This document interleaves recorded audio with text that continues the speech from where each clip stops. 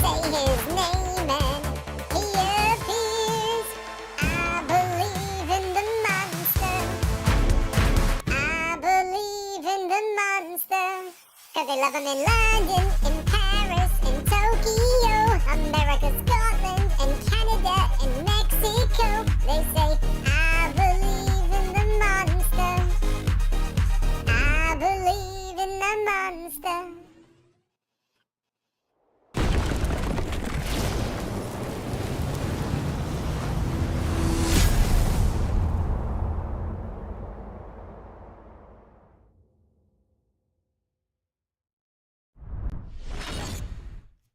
Say his name and he appears.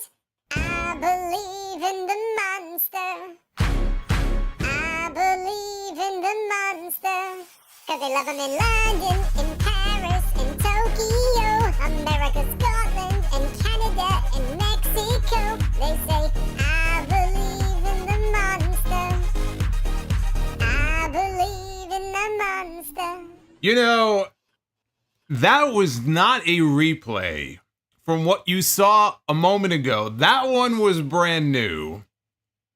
And both of them were from David Thiering with a $150 super chat bomb before my face even graced the screen, and another one just now. That is a total of $300 before I even said a word.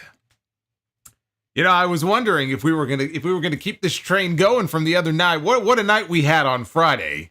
And now here we are, we're starting a brand new week here on the stream, and I know one person who believes in the monster, David fucking Thiering. That's who. Hey, David. That's all I can do, man. That's it. I can bow down. Holy shit.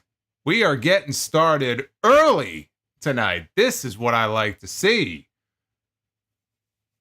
David says, who believes in the monster? You do. That's who.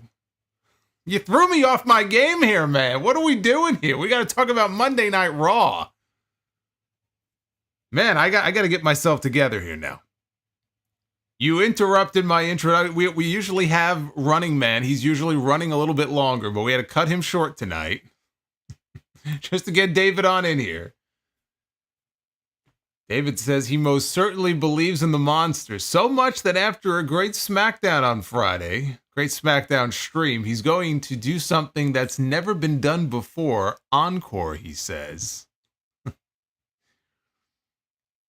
Said, you said at the end of the SmackDown stream for us to bring the heat tonight. I say challenge accepted. Hope you were well and that you had a good week. Well, I was doing okay. Yeah, it was all right. Not a great day. But I'm doing great now. David, thank you, man. Thank you so much. Wow. Well, look, what I was going to say is, I get myself together here. We are now under 3 weeks away from Bad Blood. And tonight was all about promoting some of the key matches anyway of Bad Blood. And what WWE did tonight was they gave us a very good show. A very good episode of Raw, carried not so much by the matches, but it was carried by the promos and the angles. Now, I say it wasn't carried by the matches. That is to take nothing away from Bianca Belair and Jade Cargill, who were on the show tonight. Io Sky and Kairi Sane also on the show. Bianca was supposed to wrestle Kairi. Kairi still has stitches in her eye from the injury many weeks ago. And so Io said, why don't you wrestle me? When Bianca said, hey, I don't duck a challenge, I'll take you on. And Io said, challenge accepted. And so we had Bianca Belair one-on-one with Io Sky, and the two of them went out there tonight and had a banger of a match. I don't think I've ever seen the two of them have a bad match before. So you can add tonight to the pile. They had a great match, easily the best all night. But we had CM Punk back tonight for the first time since he was attacked. He was laid out by Drew McIntyre a couple of weeks ago. That was when Drew McIntyre fed him his bracelet. Remember Bracelet Gate? I talked about Bracelet Gate on the podcast this weekend. If you want to go check that out on episode 879. The bracelet is no more. CM Punk was there tonight. He was not smiling. He was not in a jovial mood. We did not get CM Punk coming out there and talking about how all the fans here tonight, all the people that packed the building, it's so great to be back here in WWE. It's great to be back here in front of all. No, we didn't get that CM Punk. We didn't get pandering Punk. We got a very serious, deathly serious CM Punk tonight, letting Drew McIntyre know that he is willing to die inside Hell in a Cell at Bad Blood. That's exactly the kind of thing that you want to hear when you're going into a Hell in a Cell match. You want a serious promo, you want a serious situation here, and that's what we got tonight from CM Punk. A serious approach to what will be the blow-off battle between Punk and McIntyre in 3 weeks. We also had Jey Uso and Braun Breaker. They went face-to-face. They're going to be wrestling next week for the Intercontinental Championship. That was good stuff. And this was the most overt tease of a New Day split that we have had yet, as they challenge the Judgment Day tonight for the tag team titles. Do we have new tag team champions? We do not. But what we have is Trouble in Paradise. See what I did there? Kofi Kingston, Anyway, so we're going to talk about all that and a lot more, including Monster Madness Part 2. We had a sequel tonight with Braun Strowman and Braun Breaker. Or Braun Strowman and Bronson Reed. Too many fucking Brauns on this show. Braun Strowman and Bronson Reed. There we go. I forgot. We had Braun, and Bronson. It was Braun and Bronson. Got to get it right. This is your Monday Night Raw review for September 16th, 2024. I am the Solomonster. Is that my boy Silver Tower, who I just saw? We were just talking about him the other night. We haven't seen Silver Tower in a while, and there he is. There is Silver Tower gifting 20 channel memberships to 20 very random, very lucky people who are with us, or some of them maybe are not with us tonight. But Fire Panda also with 10 gifted memberships. Thank you very much to both of you. I'm so glad we have a Silver Tower. I was about to have a wellness call for Silver Tower. Well, that's a good reminder. The channel memberships are open. For those of you who wish to become a channel member, you may do so. You can join our little green world order. GWO. That's right. You can join the GWO right now and become a channel member. Get in on the fun. That would sure be a very cool thing. Super chats are open as well. I mean, as you saw at the very beginning of this stream, before I even said a word. And so get those on in too if you want to support, if you want to get in on the party here, if you have questions, comments about the show tonight, or any other wrestling event coming up this week, you can go ahead and chime in. But you will see the super chats on your screen throughout the evening as well. And I want to give a shout out here before we go further into the review. Don't be sour. Oh my God, you know what? That reminds me.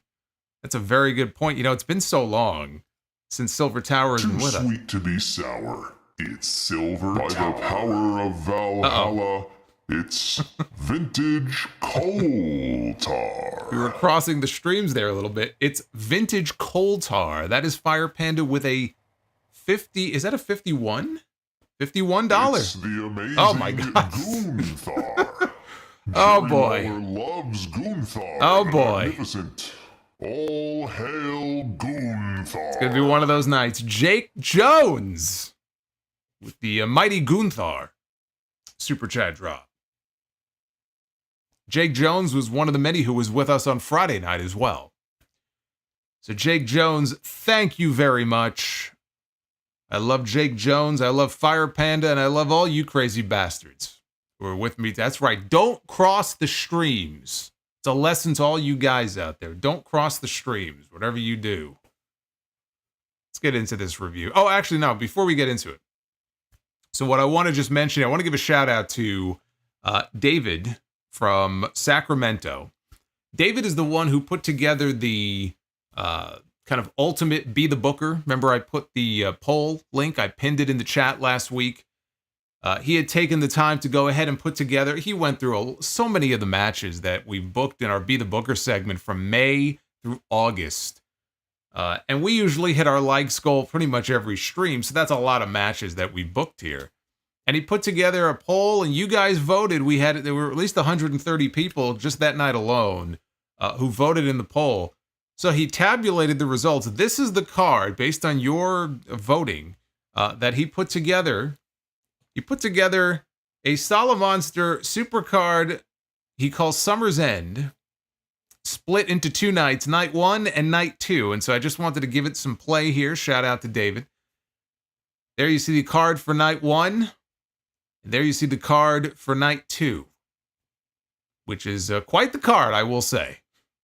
You look at some of the matches on here. I mean, Razor Ramon and John Cena. You've got Jeff Hardy and New Jack in an Inferno match. I mean, it doesn't get any crazier than that. Goldberg and the Solomonster in a retirement scaffold. Yeah, it would be a retirement scaffold match. It absolutely would be a retirement scaffold match. For him. When I push that big bald bitch off the scaffold. And I do it for Brett.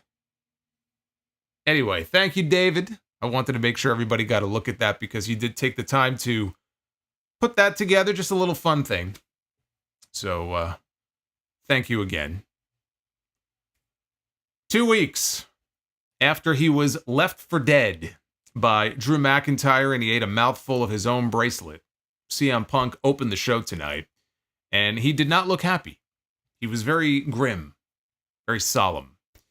He said that he's at this point now in his career where people ask him, how many matches does he have left in those old bones of his? The answer is way more than you think. The only way to end this between him and Drew is inside Hell in a Cell, which was made official last week by Adam Pearce. He said he feels a little naive thinking that this was over before just because he touched 4 turnbuckles in Berlin. As was Drew. He was very naive to think that it was over after he dragged Punk's wife and dog into this mess.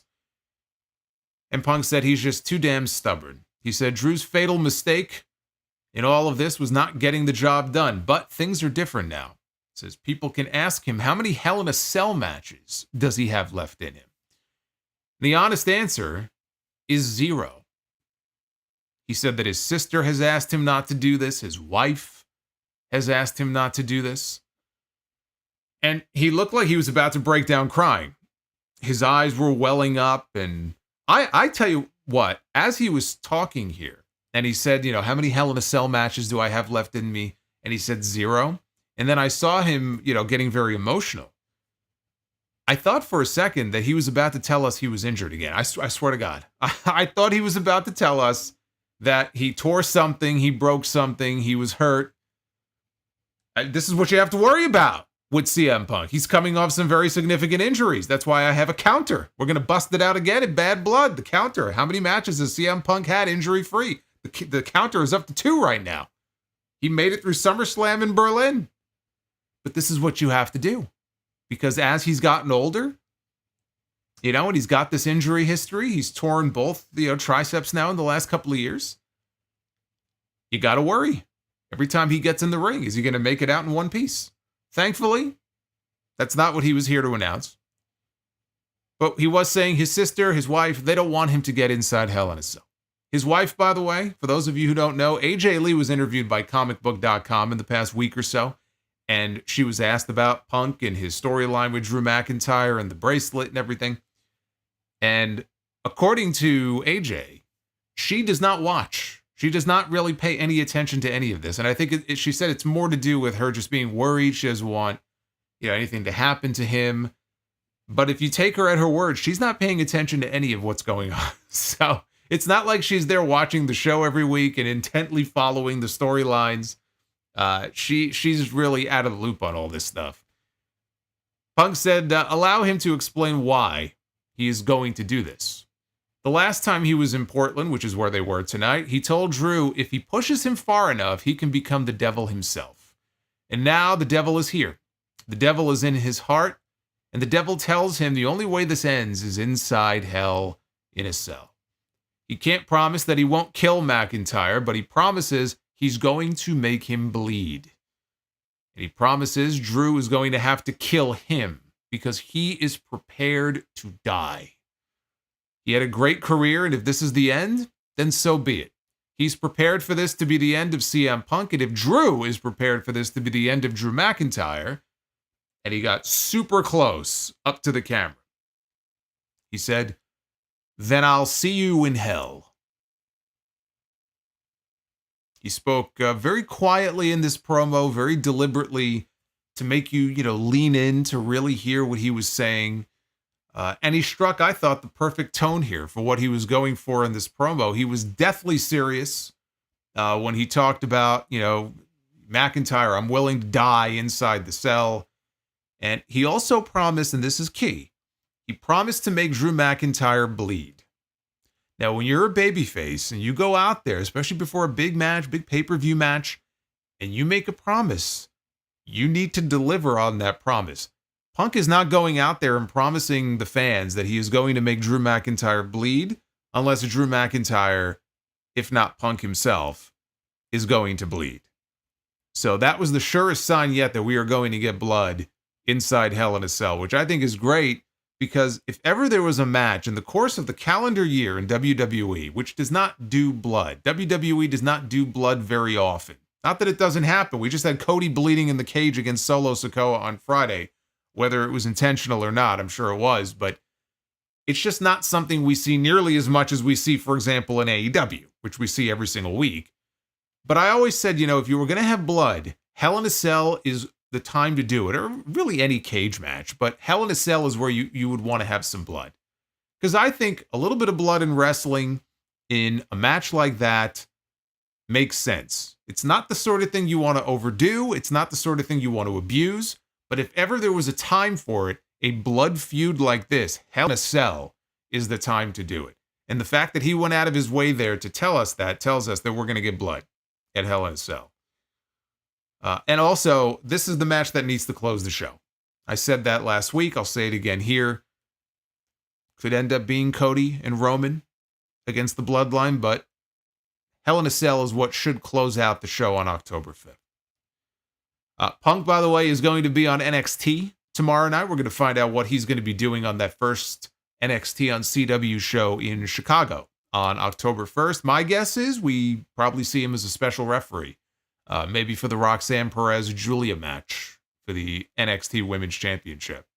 Look, everyone, it's Samoa BRO. Samoa BRO is with us tonight. Daddy Ugarte, we love you too. Says we love Solo. Solo loves you right back. Thank you for that, Samoa BRO. Again, you'll see the super chat cycling in here. I'll put a pause on them every now and then, so we can actually get through this review. Eats away a little piece of my soul each time. Eminem, thank you for initiating Brie mode for the first time here on this stream. We had Sheamus against Pete Dunne. Before the match, Kathy Kelly interviewed Sheamus at the gorilla position backstage, and he said that Dunne really hit him where it hurts. Not because he smashed his hand or he smashed his back, but because he took his dream away from him. The one mountain Sheamus had left to climb was to become Intercontinental Champion, which would make him, and this is what he said, okay, I'm only repeating what he said here, this would make him the first ever Grand Slam champion in WWE. He didn't say the first Irish-born Grand Slam champion. He said the first Grand Slam champion, which is obviously not true. Clearly he misspoke. But now it was time to inflict pain on his protege. Said Pete Dunne hates it when people call him Butch. Tonight, Dunne would become his Butch. So a couple minutes into the match, Dunne placed Sheamus's hand on the ring steps. He tried to stomp them. Sheamus moved his hand, and then he hit an Alabama slam on the lid of the announce desk. That took us into a commercial break. There was a spot where Sheamus power slammed him off the middle rope for a near fall. Dunne, from the ring, because he's down on the mat, and he reaches outside, over the apron, reaches outside, and he grabs a shillelagh. Sheamus, though, hits him with a knee strike, knocks it out of his hand. Sheamus then picks up the shillelagh and he goes after Pete Dunne, but the referee takes it away from him. As this was happening, Dunne grabs a cricket bat from outside the ring and very gently whacks Sheamus in the shoulder with it. And the referee, of course, was still clearing the shillelagh out of the ring, so he didn't see any of this. Dunn then got back in the ring. He hit Sheamus with a brogue kick of his own, which Joe Tessitore did not pick up on that, but that's what it was. And Pete Dunne pinned him to win the match. I thought it was a good match. Good to see Pete Dunne also picking up a win. It was a good match until the shit finish.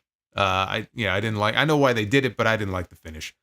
It also didn't help that the cricket bat shot looked very weak, and Dunn may have felt the same way, and maybe that's why he followed up with the knee strike. Now, I don't know. Maybe that was always the plan for him to do his own brogue kick there, or whatever it was, knee strike kick, whatever it was. Whatever the case may be, maybe it was intended. Maybe it wasn't, because he also felt like, that didn't really look good. Let me throw a little something extra in there. But in any event, it's a good thing he did, though, because had they left it alone with the cricket bat shot, that would have made it worse. Outside of the finish, though, I thought they had a good match. Damian Priest and Rhea Ripley. And I'm going to talk about Tessitore later on in the show, by the way, because I thought this was his best job yet tonight. So we'll talk about Joe a little bit later, because this was week 3, I believe. And yeah, I said in week 1, because he wasn't at his best in week 1. I mean, there were matches where he was very, he's very quiet, and you really had to listen to hear him. Last week was better. This week was better than the week before. And I said at the beginning, it'll take a little bit of time, but I think that in him, they found someone who could be rock solid in that announce position, because they've been through so many people before this. Jimmy Smith and Adnan Virk and Kevin Patrick, and just none of them stuck. I think this will stick. I think in him, they found somebody that they can rely on, who's got the voice and has the product knowledge, and now you're starting to see that, bear some fruit. We'll talk more about him later. Damian Priest and Rhea Ripley, they were walking in the back. Where are we? Are we only at 270 likes? We got over 900 people in here and counting. Let's get those likes up. Come on. I know you can do better than that. Damian Priest and Rhea Ripley were walking in the back when Jey Uso approached them, and Jey said that he knew Priest wouldn't ask, got too much pride, but he would have eyes on Damian's match with Dominik later tonight, because, the Judgment Day, they're always lurking around. Xavier Woods showed up and said that he knows he hasn't seen eye to eye with Priest and Ripley in the past, and he said that he and Kofi tonight, they have a tag team title match against the Judgment Day, and they want to go it alone. So he's putting them all on notice. So I don't want your help. We got to do this by ourselves. And Priest said that he can respect that. He told Woods to go beat their asses and take their titles. Can't put it any simpler than that. We had Natalya one-on-one with Zoey Stark. Natty, for those of you who missed it, on the show last week, she returned in Calgary. First match that she had since signing her new deal, because she is staying with WWE. Never really thought that she was going to leave anyway. But she returned last week, picked up her first win in a long time in that 6-woman tag team match. Here, her and Zoey, they traded roll-ups and pin attempts until Natty tried for a sharpshooter. Zoey avoided it, and Natty got the win with another roll-up. Eventually, one roll-up was bound to win. And so that's how she picked up the win. That is now 2 weeks of losses here on this show for the Pure Fusion Garbage Collective. So they haven't been together officially for very long, but doesn't bode well for them. But it's now a 2-week win streak for Natty, and I'm going to throw a stat at you that you may or may not believe. I guess it's not that hard to believe, given that it's Natalya. She's been around for a very long time and hasn't really been focused on. But this is an incredible stat, I thought. Tonight was Natty's first singles win on Monday Night Raw since August of 2020. And that was a count-out win over Mickie James. It wasn't even like a pin or a submission in the sharpshooter. August of 2020. Her first singles win on this show in 4 years. That's one hell of a drought. So she's back to her winning ways, right? She's back on the winning path. Good for her. Backstage, Finn Balor crashed an interview that Kathy Kelly was conducting or trying to conduct with Rhea Ripley, wearing his new Street Trash t-shirt, by the way. Balor told Ripley that she's just as bad as Damian Priest. Said that Rhea told them that they were a family, but she only cared about herself. Ripley said that she wouldn't let Balor rewrite history and lie to her face. She said they were a family and she had to stop them from fighting every week and did so because she loved them. She loved the family. Balor told Ripley that when Liv Morgan was flirting with Dominik, he was the devil on Dom's shoulder telling him to go at Liv. So Jey Uso showed up and asked if there's a problem here. And Balor said, no, it was just two friends catching up. And Balor said that Jey should focus on the Intercontinental title because he's a little out of his league when it comes to Rhea Ripley. Ripley said Balor might have a point after he walked away. And now she's talking to Jey. And she says that Balor might have a point. And Jey wondered if she meant that, what do you mean by that? That I'm out of your league?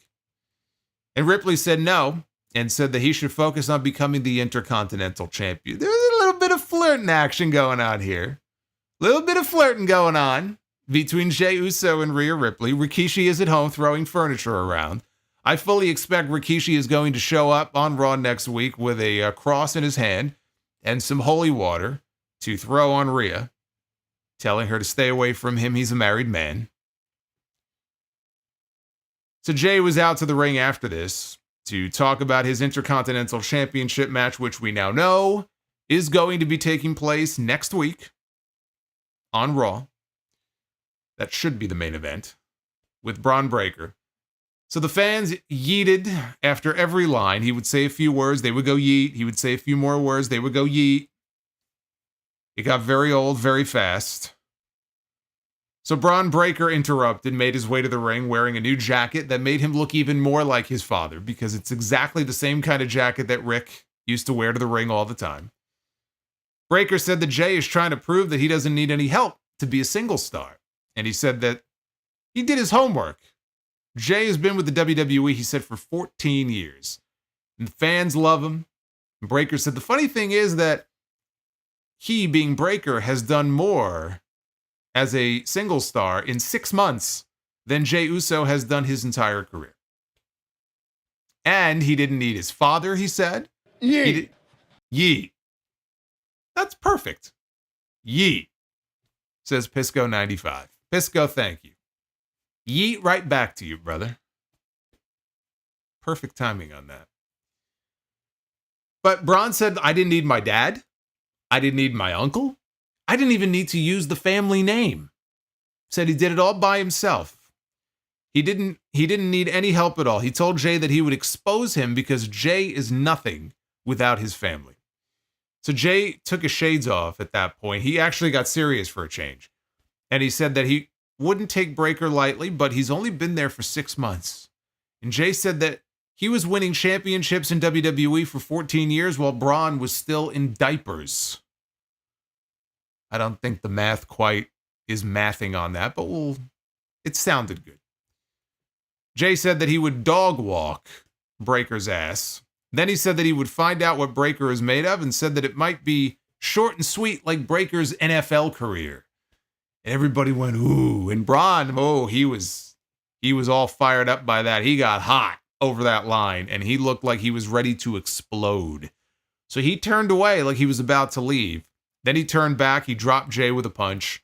Breaker ran the ropes for a spear, but Jey beat him to it. And Joe Tessitore said that it was the first time that Braun had been taken down by a spear. Usually he's the one dishing them out. And Jey held up the Intercontinental title to end the segment.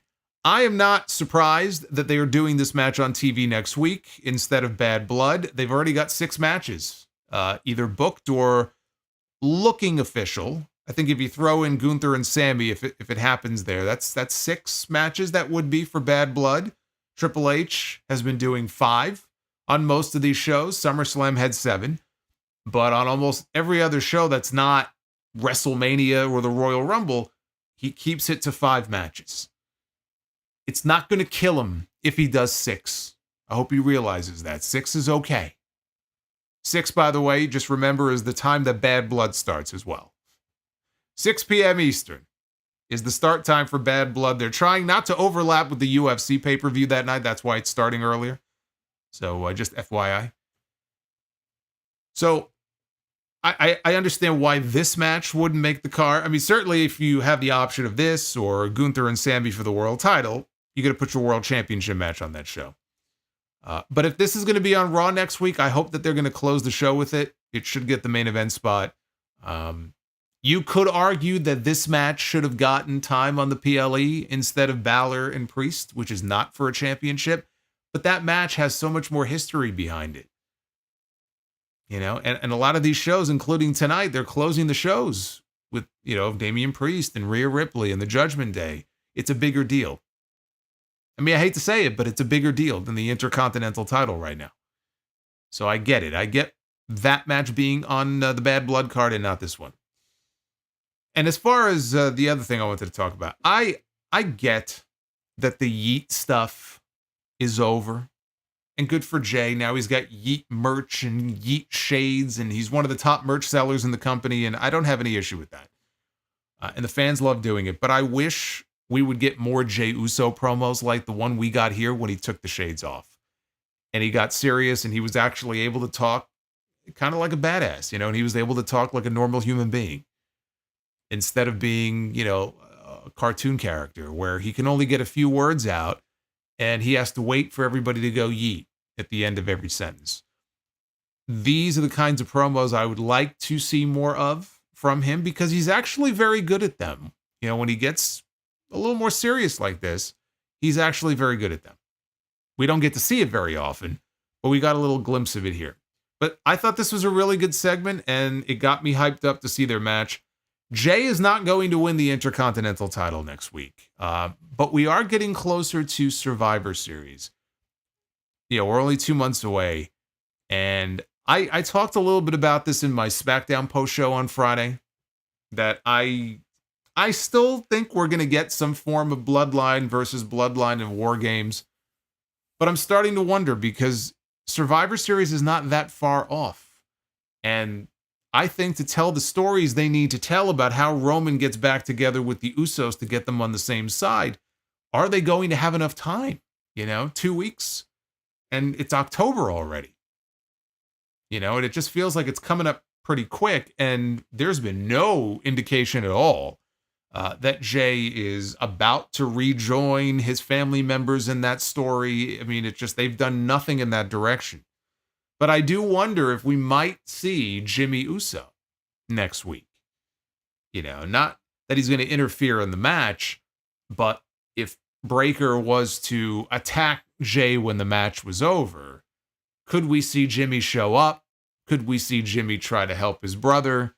Jimmy is aware of what's going on Friday nights, and maybe in Jimmy's mind, he wants to try to bring Jay back into the fold and say, bro, look at what's going on here over on SmackDown, man. I need you. I need you back with me. I don't know. I don't know if that's what they're going to do. Maybe they're just going to save Jimmy for a SmackDown return because that's the last time we saw him, right? He was taken out by the Bloodline. But that'll be something to watch for next week. Because, again, they're going to have to get something going soon. If Jay is going to be part of that story going into War Games, they've got to do something soon. And I've been trying to, think, okay, how do they go about doing this?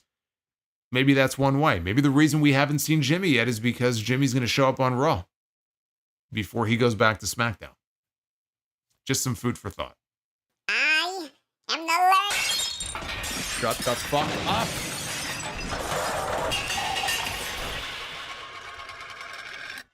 Fuck that tree. Hey, Eminem, thank you for the learning tree drop. Ricky says we're Jacob coming out next week on Raw to attack Jay and Sami. You could do that. I mean, again, people have suggested that you just have the Bloodline show up and cost Jay, but there's got to be a reason for it. Why all of a sudden would they suddenly interfere in Jey Uso's business? We haven't seen the Bloodline have anything to do with Jay now for months. There's got to be a reason for it. It would actually make more sense, frankly, if Jimmy went to Raw first before he goes back to SmackDown to try to recruit Jay back into the fold to come help him. See, that to me would make more sense than just having Jacob Fatu and the Bloodline show up to screw over Jey Uso just because. Jay hasn't even really said anything about his family, not even in promos of late. So I don't know that makes a whole lot of sense. They could do it, but to me, that just doesn't make a whole lot of sense. We have the New Day against the Judgment Day. A lot of day. It's Monday for the World Tag Team titles. The first sign of New Day not being on the same page together, Kofi Kingston was out there wearing green. Xavier Woods was out there wearing all black. That should have been the first sign of trouble. Kingston hit Balor with an SOS. Woods made the hot tag to run wild on JD McDonough. Kingston and Woods knocked Balor out of the ring. Kingston then dropped him with a flip dive out to the floor. Woods gave McDonough a sit-out power bomb for a near fall. And sure enough, here comes the Judgment Day. Liv Morgan, Dominik Mysterio, and Carlito out marching to the ring. Woods looked confused when he suddenly saw the LWO coming out behind them, and the LWO goes and attacks the Judgment Day, trying to even out the odds. As the teams were brawling, Woods super kicked McDonough. Kingston wiped out the Judgment Day and the LWO with a trust fall dive out to the floor. Woods hits JD McDonough with that springboard elbow he does from the top rope, and he covers him, but there's no referee. The referee is preoccupied on the outside of the ring with Kofi, trying to pull Kofi off of the Judgment Day members because he's fighting with them. Meanwhile, Woods is in the ring like, dude, he's got like a 10 count, right? He's got the visual pin. He's got the titles won. He's got the match won. But there's no referee. And so Woods goes to grab the referee. The crowd starts chanting, "Ref, you suck." Woods tried to roll up McDonough, but Balor had already blind tagged himself into the match. And the referee wouldn't count because the referee knew that McDonough is no longer the legal man. Woods didn't know that. Instead, McDonough grabs Woods. He falls backwards, takes him down to the mat. He's holding him. He's restraining him. And Finn Balor comes off the top rope with the double stomp to Xavier Woods. And then he pins him to retain the titles. And that, by the way, that fulfills the quota, the Judgment Day quota of one title defense every couple of months. So I hope you enjoyed it, because it might be a while before we have another one. After the match, Kingston tried to console Woods. Woods brushed him aside. He was very frustrated. And he didn't push him, but he just kind of brushed him aside. And he said something had to change. Something has to change. He was just completely flummoxed by this. This was the closest that we have come yet to a New Day split. I thought maybe he would shove Kofi down here in a fit of rage and then walk off, but Woods left without incident. In the back after, Kathy Kelly tried to interview Kofi Kingston, but he heard, and we could all hear, Xavier Woods was around the corner yelling at somebody, and so the cameras followed, and Kofi went, and he finds Woods, and he is admonishing the LWO. What were you guys doing? It's your fault. You cost us the titles. Why did you come out there? I didn't want anybody involved. And blaming them for the loss. Kofi then reveals to Woods that I'm the one who asked for their help. It was me. And Woods is like, why? And Kofi explained that, they needed help because Woods was like, all of a sudden we need help after all these years. And Kofi said, look, we never needed help before because we had Big E. Okay, we had E. Now we don't have E. It's just you and me. And Woods took that to mean that they weren't good enough to win without, without Big E. Kingston said, that's not what I meant. And Woods wondered, why was it that the LWO knew about this? You told them. You had a plan with them. So they knew to come out, but you didn't tell me. Like, I'm your partner. I'm your friend. You didn't tell me, but you tell them. And he was very upset that this has been a recurring theme of late where Kofi seems to leave him in the dark and he doesn't know what the hell's going on anymore. And then he just stormed off. This was great. I thought this segment here, this was great. It is still hard for me to sit here and imagine that they are going to actually go ahead and split the New Day before we get to their 10-year anniversary in November. I hadn't realized until a couple weeks ago that November is going to be 10 years since the New Day was formed. Now that we're this close, I'm not saying there won't be a split. There very well could end up being a New Day split. But to do it before the 10-year anniversary, that I just don't see. I think what they're going to continue to do is tease it. We're going to continue to get more teases like this every single week until we get there.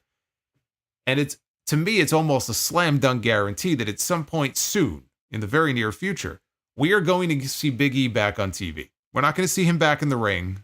I don't think that we're going to see Big E back in the ring ever again. But we're certainly not going to see him back in the ring now. But we will get him back on TV. There's no reason that you can't have Big E on the show. I mean, he's been name dropped now. The New Day is on the verge of splitting up. If ever there was a time to trot him out there on TV and involve him in this storyline, this is it right here. And I think we're going to get Big E on TV to try to get them back on the same page and try to repair the relationship and get the New Day back on solid ground. So to me, this is the most interesting that the New Day has been in years, because the New Day has just been sort of floundering around, nothing really to do, nothing of any note, nothing of any real substance.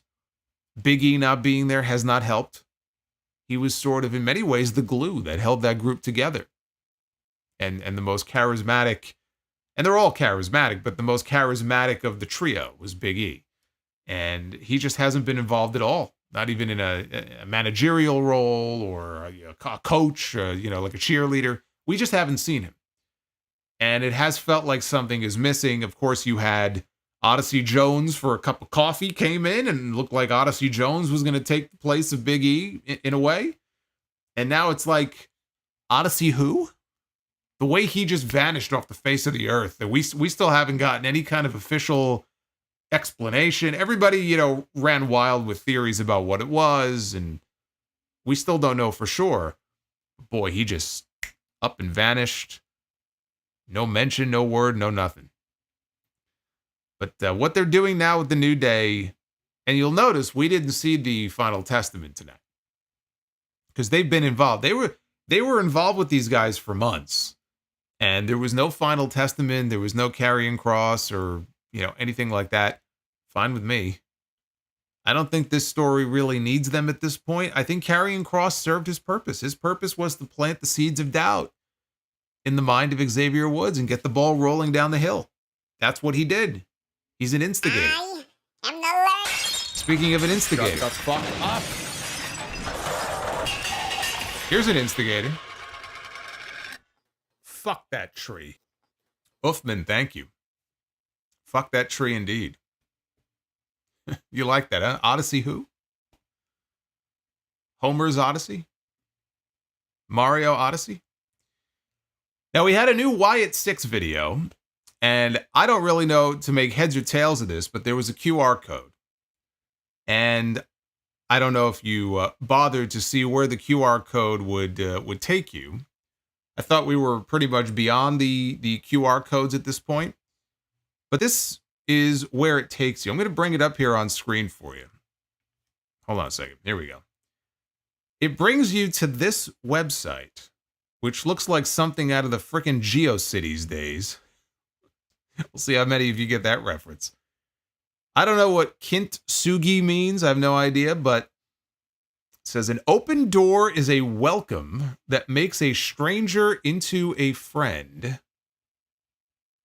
And so what I'm going to do here, I'm going to click some of these links and just show you what some of it. So these are all links. This one here, why didn't I trust him? You click it, it gives you this whole, it's like a poem here. Angel Fire, thank you. Yes, that's what I say, GeoCities. GeoCities and Angel Fire, man. That's going back. That's going back a ways. But here you see this wall of text here that I'm not going to bother reading. You go here, I found my journal. Click that. I took pictures of the entries. He told me to remember who you are. These are all the journal pages. I'll click page 10. What the hell is this? I guess I should have clicked this before I put the link in here. Why is it cockeyed like that? Hold on a second. Hold on a second. Can I flip this now? Let me see if I can flip this.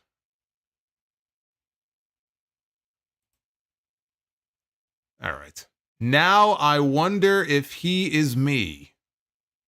Now I fucked up my screen is what I did. Anyway, typical Wyatt shit. Fucks everything up. Anyway, if you were wondering where the QR code takes you, it's just a bunch of links like that. And as far as what all of that stuff means, well, that's for you to figure out. I don't know what half that stuff means, so I'll let you go.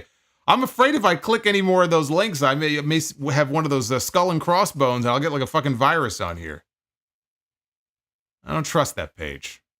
Let's leave that alone and move on. Because up next, we had Braun Strowman. This is one of my favorite parts of the show. Braun Strowman against Bronson Reed. Godzilla versus King Kong, the sequel. Can the sequel top the original? It's a rare thing. It has happened before, right? The Godfather. Terminator. Right? T2. One of the all-time great action films. Before the bell even rang, Bronson Reed comes charging in at Braun Strowman, who dodged him. Reed hits the corner, and the top turnbuckle, it exploded. The top turnbuckle snapped, and we had no top rope anymore. So the match has not even officially begun yet, and we've already lost the top rope. So Reed rolls out to the floor, and when he does, Braun Strowman sees this as an opportunity for the Strowman Express. We're getting the Strowman Express in the first 60 seconds of this match. So Strowman goes outside. He goes to start the train, but the train gets cut off when Reed grabs a fan, a planted fan, out of the crowd and chucks him at his head. He literally used this person as a weapon, and he threw this man, quite literally threw him, at Braun Strowman. So when Strowman finally recovers, Bronson Reed is over by the barricade by the timekeeper's area. And here comes Braun Strowman, and he spears Reed through the timekeeper's barricade, which completely collapses. After this, security, producers, referees, they all lead Reed through the crowd. He's heading to the back. It looks like we're done here. The crowd starts to boo. Braun Strowman is in the ring. He sees this. He goes, no. We're not ending this like this. So he exits the ring. He goes down the aisleway, cuts through the crowd, and he shoulder blocks Bronson Reed over an equipment case, and he takes a bump over the case to the floor. Strowman continues to fight Reed into the backstage area, and he tossed aside a bunch of security geeks who got in his way. There just so happened to be a golf cart there. I don't know why. They just wanted him to have something to flip over. I guess that's what he did. Reached underneath, and he flipped. I mean, that honestly, was that really impressive? We've seen this guy flip over a bus or an ambulance, right? We've seen him flip over things that are 5 times the size of the golf cart. So it's like he could have just blown at it. Blowed? What the fuck? What am I saying? He could have blown on it and it would have flipped over. So the golf cart gets flipped over.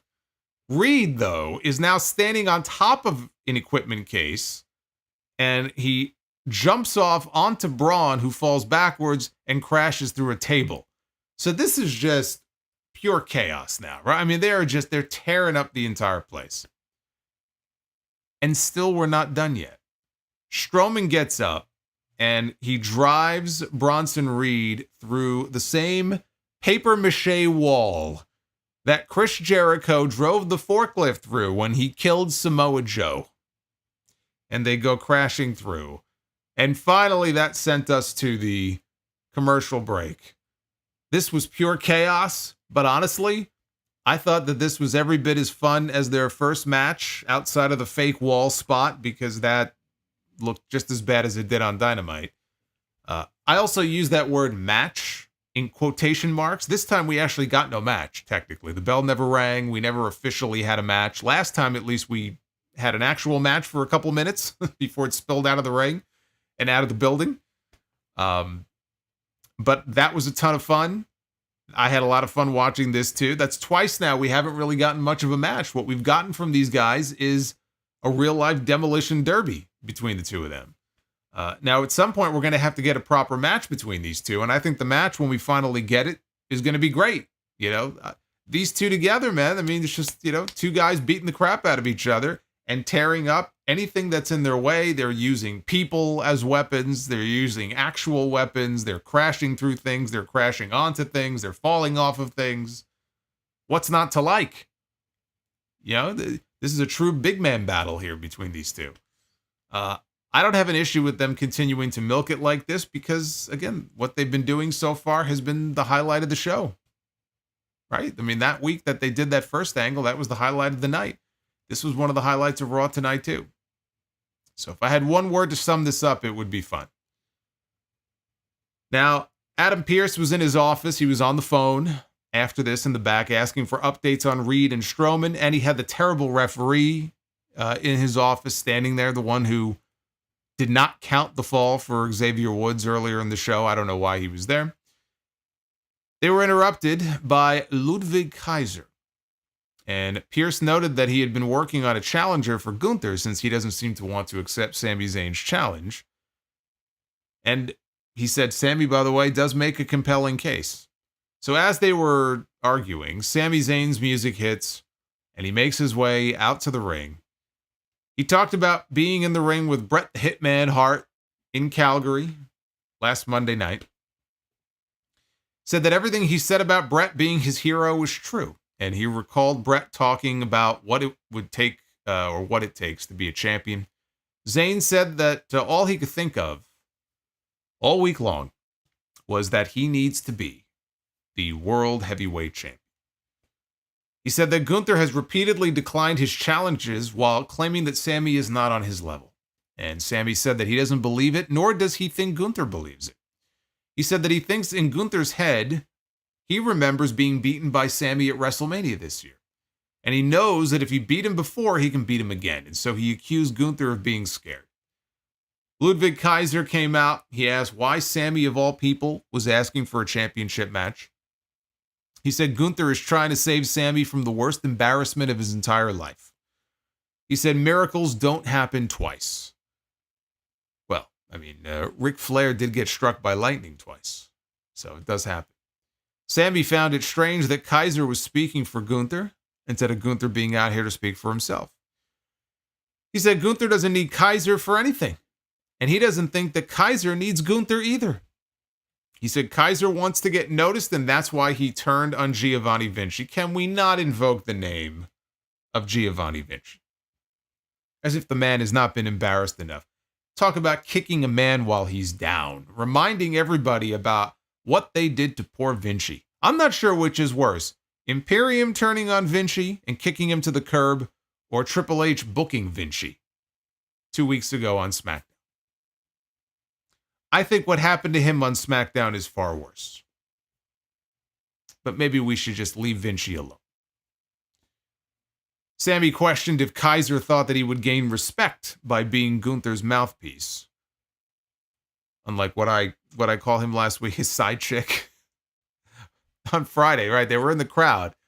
They were some of the celebrity guests in the crowd for the season premiere. And I think I mistakenly called him his side chick instead of his sidekick. Maybe he would rather be his side chick than his sidekick, because calling him Gunther's sidekick is kind of a slap in the face. So Zayn told Kaiser to have the balls to speak for himself. That brought out the world heavyweight champion. Gunther told Sami that he would answer his challenge in a moment, but first he was addressing Ludwig Kaiser here, and he said that, you have something you want to tell me? And Kaiser said, well, as a matter of fact, there was something that I've been trying to get off my chest for a very long time. And at that point, Kaiser turned and he blasted Sami with a microphone, and Gunther smiled. Kaiser worked over Sami and then held him, while Gunther told Sami that the answer to your challenge to a championship match is and will remain no. And Gunther left the ring. Kaiser was about to leave behind him. Sami, though, reached over and grabbed him by the ankle. And Kaiser set up for a move. Zayn countered into a German suplex and folded him up on the back of his neck. He went to the corner, as did Sami. He came in with the haluva kick and took down Kaiser. All Gunther could do was just watch from the stage. So another week, another challenge by Sami Zayn rejected.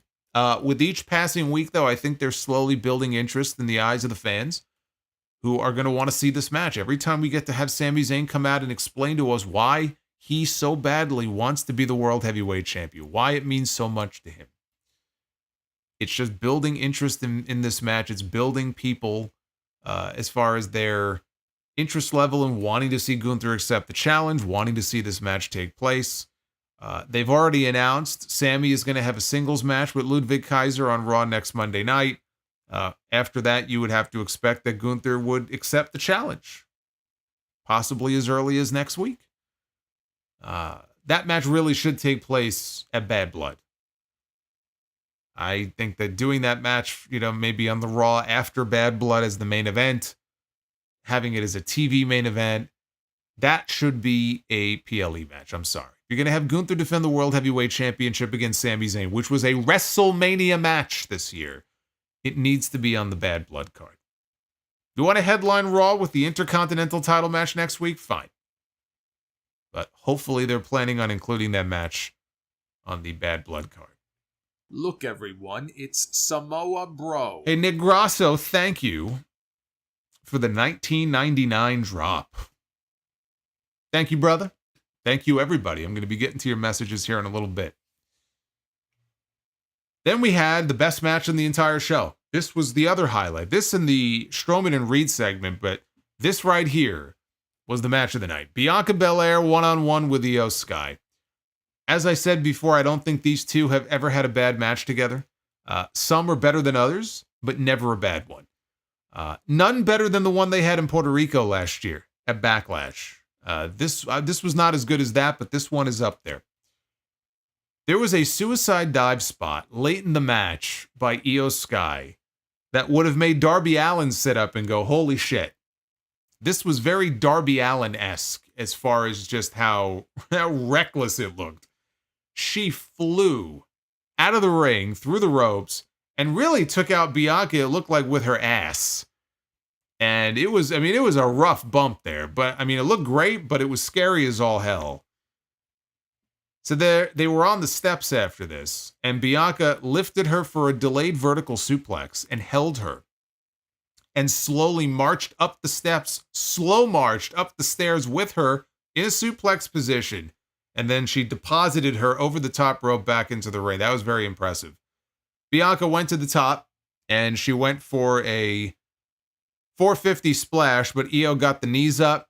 Io then set up for her Genius of the Sky moonsault on top, but before she could execute the move, Bianca sprung to her feet, grabbed her, put her on her shoulders in position for the KOD. On the way down, though, as she was executing the move, Io rolled into a roll-up. She took her over in a roll-up, small package, whatever you want to call it, and she got the pin. Hat tip to Joe Tessitore. I said I was going to put him over later in the stream. This is where I thought he really shined. He really put this over big. I thought his call of the finish and the post-match was great. I thought he did a great job tonight on the whole, but especially here, I thought he was really good. And hat tip to both ladies. They killed it. They had a great match. And it felt like a big win for Io, too, because Bianca doesn't lose very often. Bianca Belair is one of the more protected stars on that WWE roster. If you look at her win-loss record, really overall, but if you look at her win-loss record for this year, and I know she's done a lot of tag team matches mostly, but she's done singles and triple threats. She has a lot more wins than she does losses, okay? She's a lot heavier in the win column than she is in the loss column. So for Io to get a win, even if it was, a fluky roll-up, a win is a win. So it felt like a big deal, and it also sets up Damage Control now for a tag team championship match, one would think, with Bianca and Jade. That's about the only match that really interests me. When I think of the women's tag team titles and the division, there really isn't one, but the division, Damage Control, now they're baby faces, that's the only match that really interests me. And a big part of that is because of the chemistry that Bianca and Io have. Beyond that, I can't say there's any other team, any other combination of teams or match when it comes to those titles that really has any appeal to me whatsoever. In the back, Ilya Dragunov congratulated Jey Uso on his win in their four-way match last week and wished him luck against Braun Breaker. And Jey said yeet. They bumped fists. Jey left. And as Jey exited stage left, the Judgment Day approached Dragunov. Balor advised him to choose his friends more carefully. He said that Dragunov now said that he respected Ripley and Priest and Jey, and that was more than he could say about them. And Balor warned him that they would not deliver their message so nicely to him next time. So a Balor versus Dragunov match being teased. Sounds good to me. Damian Priest got the main event spot against Dominik Mysterio. Priest dominated for a while. He set up for a razor's edge. Balor was about to slip into the ring. And so Priest let go like an idiot, and Dom escaped. Priest went after Dominik and threw him back in the ring. As Dom distracted the referee, JD McDonough distracted Damian Priest. That allowed Finn Balor to shove him into the ring post. And then Dom followed with a suicide dive. After a break, Priest hit a broken arrow. Liv Morgan, though, got Dom's foot on the bottom rope at the last second to break the count, break the pin. Rhea Ripley tackled Liv Morgan at that point over the announce desk. They took a hell of a bump over the desk into Wade Barrett, and they wiped him out. Once Wade was able to get back up and collect himself, he admitted that it did hurt, but he loved it. Well, I'll bet he did. Here comes Liv Morgan and Rhea Ripley, and they tackle you to the ground. I mean, Wade's just being honest. So Dominik drop-kicked Priest into the middle rope. He hit a 619. He went up for a frog splash. Priest moved. Dominik rolled through, but then Priest turned him inside out with a clothesline. Then came the South of Heaven chokeslam for the win. He didn't have any time to celebrate, though. He got jumped. He got swarmed by the members of the Judgment Day. They pounced on him. Rhea Ripley got up on the apron and was able to grab a hold of Dom. It was like she was trying to pull him over the top. Liv Morgan, though, yanked her legs out from under her and then sent Rhea shoulder first into the ring steps, put her in the ring. Jey Uso now. Because everybody in the crowd at this point was yeeting, right? Because they knew. Because remember what Jey told Priest earlier in the show. I know you're not going to ask for my help, but I got your back. I'm going to have my eye on your match later in the show. So everybody knew, they were waiting for it. And so now here comes the Yeet Man himself, right? And Jey Uso comes out, and he's not running to the ring, but he's sort of, he's doing this thing, and he's, getting ready to make his way down. And he gets down to ringside, and then he just stops very awkwardly. Now, I saw this, and I thought, okay, that's a little strange, but maybe, he's smart, and he sees that he's outnumbered. And so somebody else is about to come out. Maybe Ilya Dragunov, based on the segment that we just saw, right? It would make sense if Dragunov was going to come out. Nope. Nobody came out. Nobody was supposed to come out. Braun Breaker was supposed to spear Jey Uso. He was a little late. Now, eventually, a few seconds later, Braun Breaker, out of nowhere, boom, spears Jey Uso to the ground. Speared the shit out of him, so he was able to get his heat back from earlier in the show. But yeah, that was a little awkward. Because he just stood there. It's like, what's he waiting for? Like, oh, okay. All right. I see now. Meanwhile, Liv Morgan gave Rhea Ripley an oblivion, while Finn Balor gave Priest the coup de grace off the top. Actually, he stomped him 3 times. He went up 2 more times. All while Liv was holding Rhea down. Rhea was like reaching and grabbing a hold of Priest, Both were beaten down. And the Judgment Day stood tall to close the show. I guess what Balor told Dragunov earlier must have really resonated with him because, boy, Ilya Dragunov was nowhere to be found. He couldn't give 2 shits about these people. You would think he would come out and help, but no. He wasn't coming out there for nothing.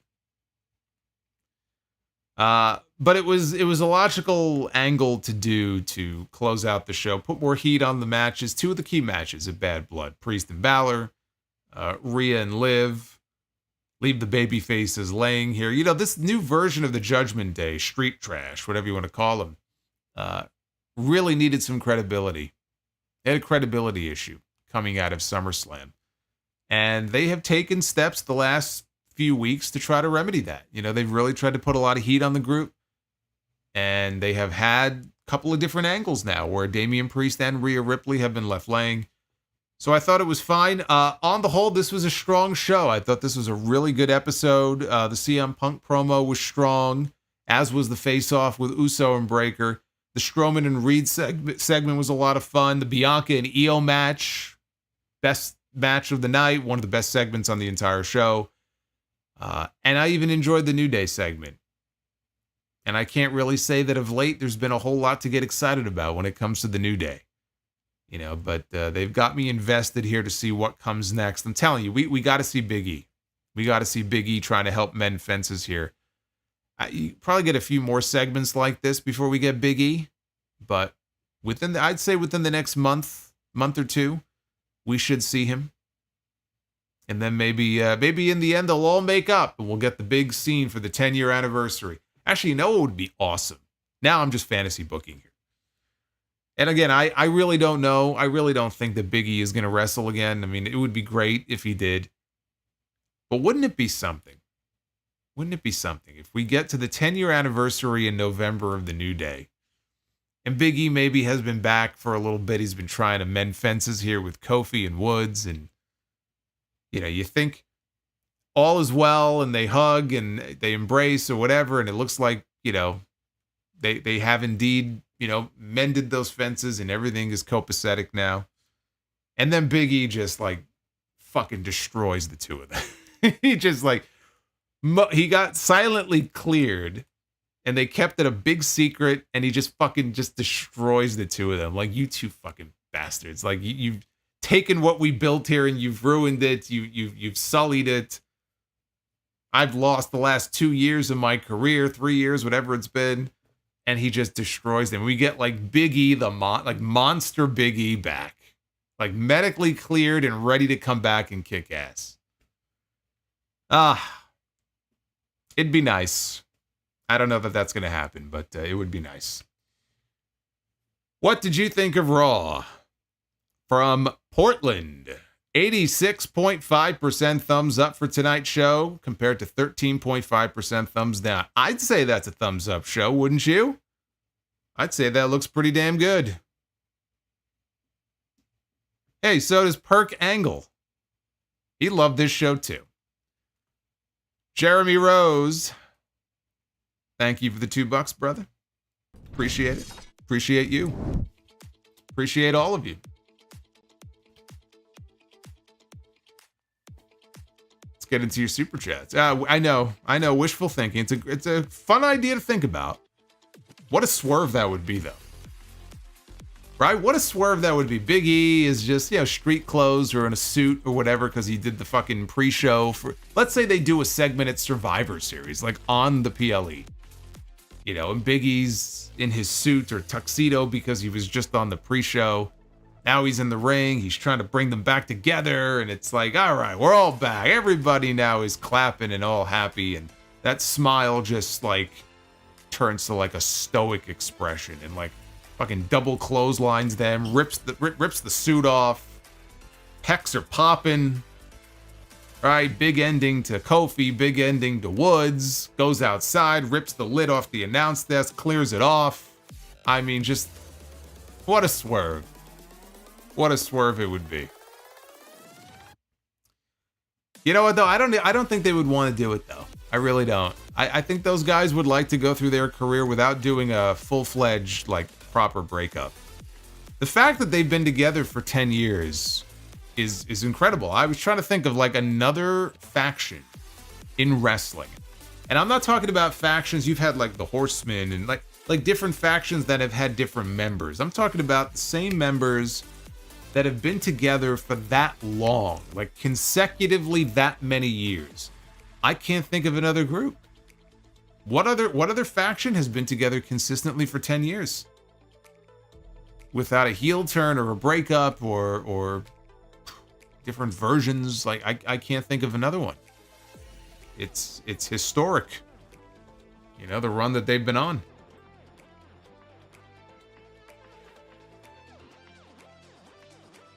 Oh, David. David. I'm gonna get to yours in a bit. We had a few that came in before David, so I want to make sure I start with those first. All right, let's go to your super chats here. Smoking Dried Chicken. We're gonna start with you, brother. You were the first one in with the $5 one earlier tonight. Smoking Dried Chicken says McIntyre and Punk should end with Punk giving McIntyre a belly-to-belly off the cage. Both of them crashing down on the announce table. No contest.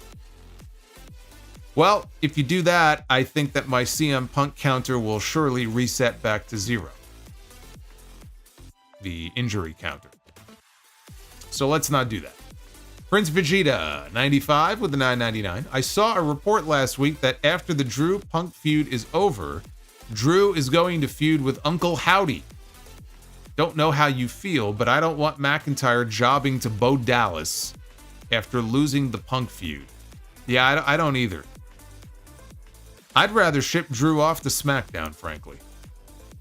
I think that would be the better way to go. LC Killer 17, how to book a Dominik Mysterio, how to book Dominik as a babyface? I mean, there's any number of ways you can go about doing it. It's not like there's only one way to do it.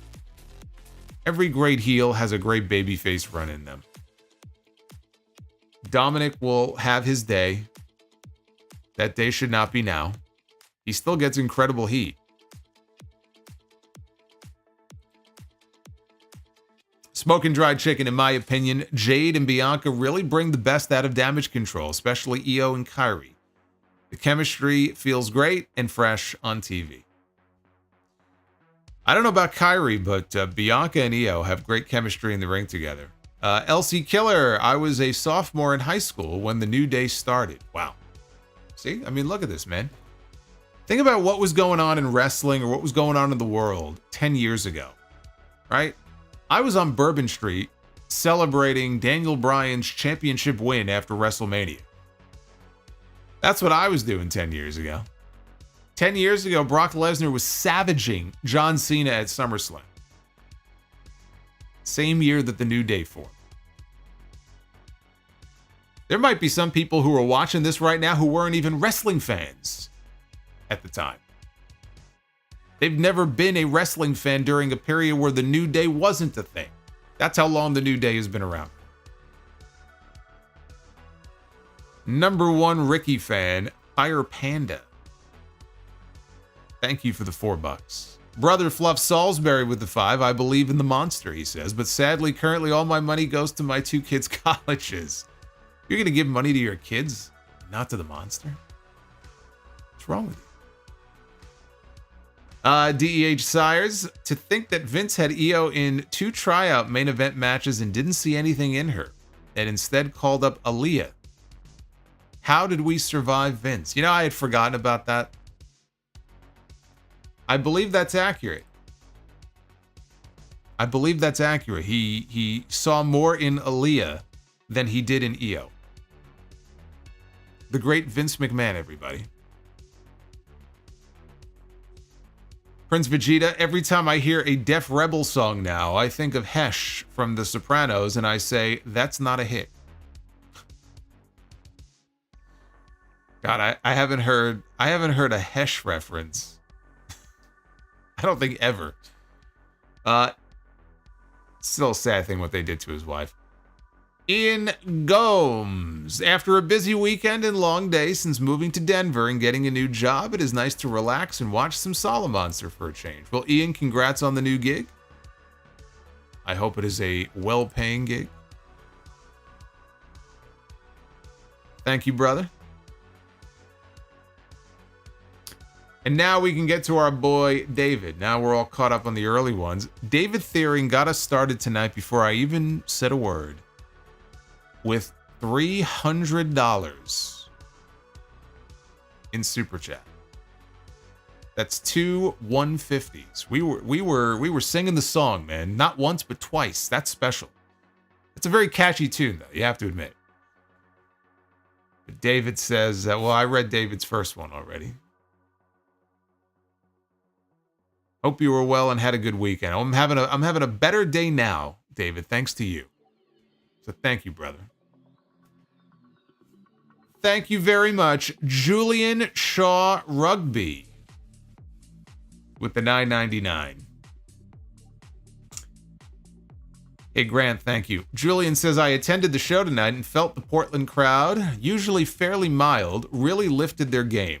Did that come across on TV? Yeah, I think it did. I would say on the whole, it was a pretty lively crowd.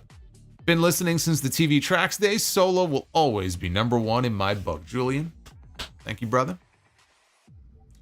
TV Tracks, that's going back a ways. I smoke a lot of weed. 500 likes for Be the Booker, 1,000 for double Be the Booker. Well, no, we're definitely not going to hit that goal tonight. Right now, I would say the goal, I think 500 is a good goal. We're at 443 right now. All right. If we don't hit 500, you can blame I smoke a lot of weed. We're going to make 500 the goal. #1 Ricky Fan Fire Panda. So normally you have 50-50 chance of winning, but when you face a genetic freak, you've got a 25% chance at best. Now what happens when you add Kurt Angle to the mix? Oh, your chances drastic go down. That's what happens. Drastic. Jake Jones with the $49.99. And by the way, Fire Panda with the 51. Holy shit. Thank you. If I didn't say that already, I'll say it now.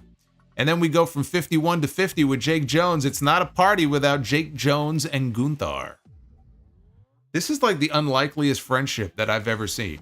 Jake and Gunther have become best friends. I like it, though. Jake, thank you. Jerome Eugenio, when Def Rebel contracts ends, I hope they take their music with them. So you just want to get rid of all the Def Rebel music? You know, like Roman, LA Knight. I mean, LA Knight has a new mix now. But that's Def Rebel, too. So even the good stuff. You want to get rid of the good stuff, too.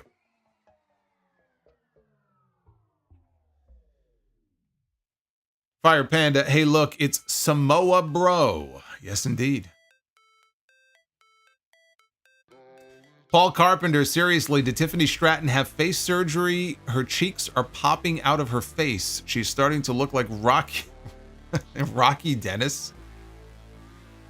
Somebody said something about her cheeks the other. I didn't notice it on SmackDown, but somebody the other day said something about her cheeks so that it looked like Jigsaw from the Saw. The Saw movies, like the cheeks. I think she looks fine. Eminem with the 25. It's a party now. I gotta show some love on the stream. Solo, you are the man. Question. With the Cody and Roman versus Solo and Fatu match of Bad Blood, could we see either KO or Orton attacking Cody and Roman? No, I don't think they're going to attack Cody and Roman, but I said on the podcast this weekend that the match has basically created a pathway to get to Cody Rhodes and Randy Orton, or to get to a heel turn for Owens and or Orton. But it has created a pathway for Cody's next feud. Because if we don't have Randy Orton and Kevin Owens coming out on SmackDown this Friday and trying to talk to Cody and say, hey, what the fuck? Like, you're teaming with Roman? You're going to stand next to this guy and team with the guy that's made our lives a living hell for the last 4 years? Randy Orton. 18 months on the shelf. Gone. Because of the Bloodline. Kevin Owens screwed over constantly by Roman Reigns in the Bloodline. Like, why wouldn't they be upset about that? They have to call Cody out on that. That right there should be the trigger for whatever Cody is going to be doing coming out of Bad Blood. That's my hope. As far as them attacking Cody and Roman in Bad Blood, I don't see them attacking Cody and Roman. Cody maybe afterwards, but not Cody and Roman. Although, you know, if they did, you could do Cody and Roman against Orton and Owens, but nah, I don't think that's the play. Power Spying Games with the $2. In case you missed it, P. Diddy got arrested tonight, as per TMZ. Yes, I did. I did see that. WrestleMania celebrity guest from WrestleMania 29. P. Diddy. Puff Daddy. POS. Call him whatever you want. He is now behind bars. Apparently they were going to wait until tomorrow and they were going to arrest him. And for whatever reason, they decided to move early. I don't know if they thought he was going to flee. I have no idea. His lawyer says he just moved to New York in preparation for being taken into custody. You didn't have to do this. That's what every lawyer says. So yeah, they got Diddy. I hope Vince is paying attention. Wouldn't it be nice if he was next on the feds list? They got Diddy for sex trafficking. Look, everyone, it's Samoa BRO. I hope Vinnie Mac is paying attention. Maybe he'll share a cell with P. Diddy. Wouldn't that be something? Alfonso.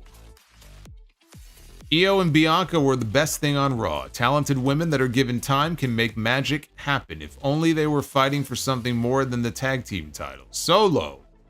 I love you. I acknowledge you. Thank you, Alfonso. Your acknowledgement has been noted. Hisco, still waiting for that. I love you, Solo. Super chat. We not only want it, we need it.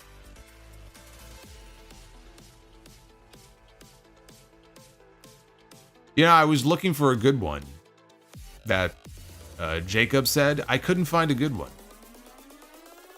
I couldn't find the closest I found. It was like it was from a video package, and there was music in the background. So I'm trying to find a clean version that he himself said. Eminem, time to cut the tree down. From David Thiering to ABK, we got the best crew in the chat. If there's a heel turn for Bianca and Jade, could we see Twisted Bliss reunite and challenge for the tag team titles? I don't see that happening, no. Well, but you know what?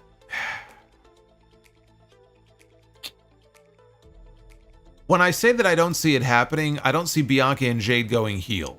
Could I see Alexa and Nikki as a team?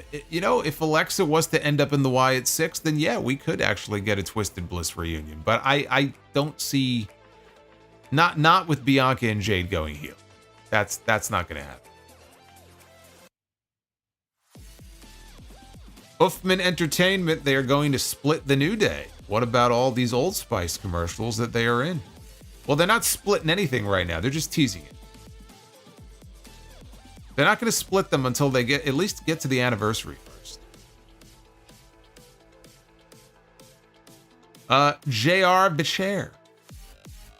I think the last sleep that Punk got when he was using groceries with those bags below his eyes. AJ needs to use his finisher on him. Yeah, he looked rough, but that was kind of by design, I think. Oh boy. Look who just dropped 20 more gifted memberships. Holy shit. Too sweet to be sour. It's Silver Tower. He has struck again. That is 40 for the night from Silver Tower. I want to, I could be wrong here, but I want to say Silver Tower actually holds the all-time record for, I think, 100 in a single night. But wow, we have got 40 new members just from Silver Tower alone. Marianne was gifted a membership. John Jay was gifted a membership. Guerrilla Tactics. Look at the sea of green that we have got going on here. My, oh my. Silver Tower, you are awesome, man. Well, you'd have to be, I guess, to have your own sound effect. Thank you, brother. Nick Grasso. With the 1999, that's right. Oh, use your emojis now. You guys have emojis now. Nick Grasso with the 1999. The latest Wyatt 6 QR codes read, when she speaks, mountains should tremble. It's waiting for her. I can only open the door she must choose to walk through. I think that is a tease for Alexa Bliss. There you go. Could very well be. Again, I showed you the website. I didn't have time to go through everything. I'm in the middle of trying to review a fucking television show. That's why I outsourced the QR code stuff to you guys to comb through and let me know if there is anything that I missed. So that does sound to me like it could be for an Alexa Bliss return. I guess we'll find out soon enough. How long are we going to wait before this before this woman comes back? I feel like it's been teased for so long. I feel like there have been hints and teases now for months and months and months. What are they waiting for? What's going on here? Nick says the other QR code was, the bond of a family is a cat of 9 tails, bound through suffering. We see you, brother. When you need us, we will be there.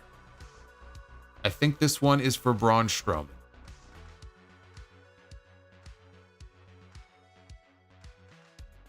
Thank you, Nick.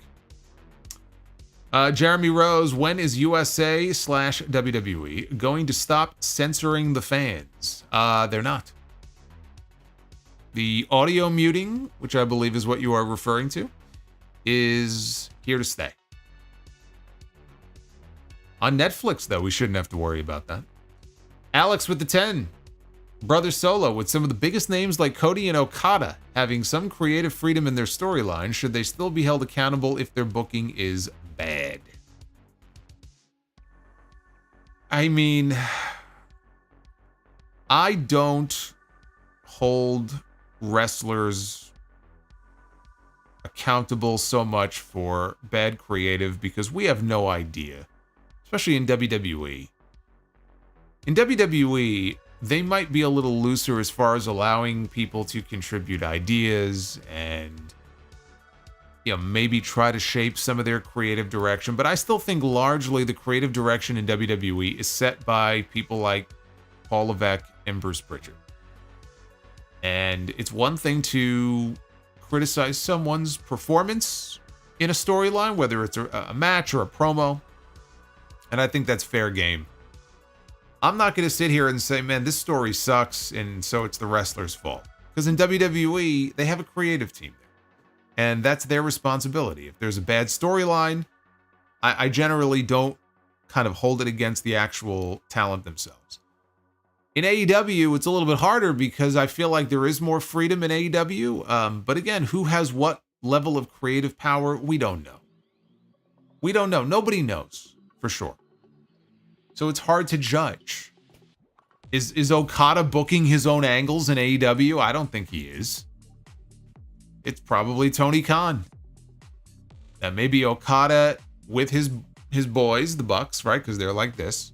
And they are EVPs. I'm not saying they have no feedback as far as who they're feuding with.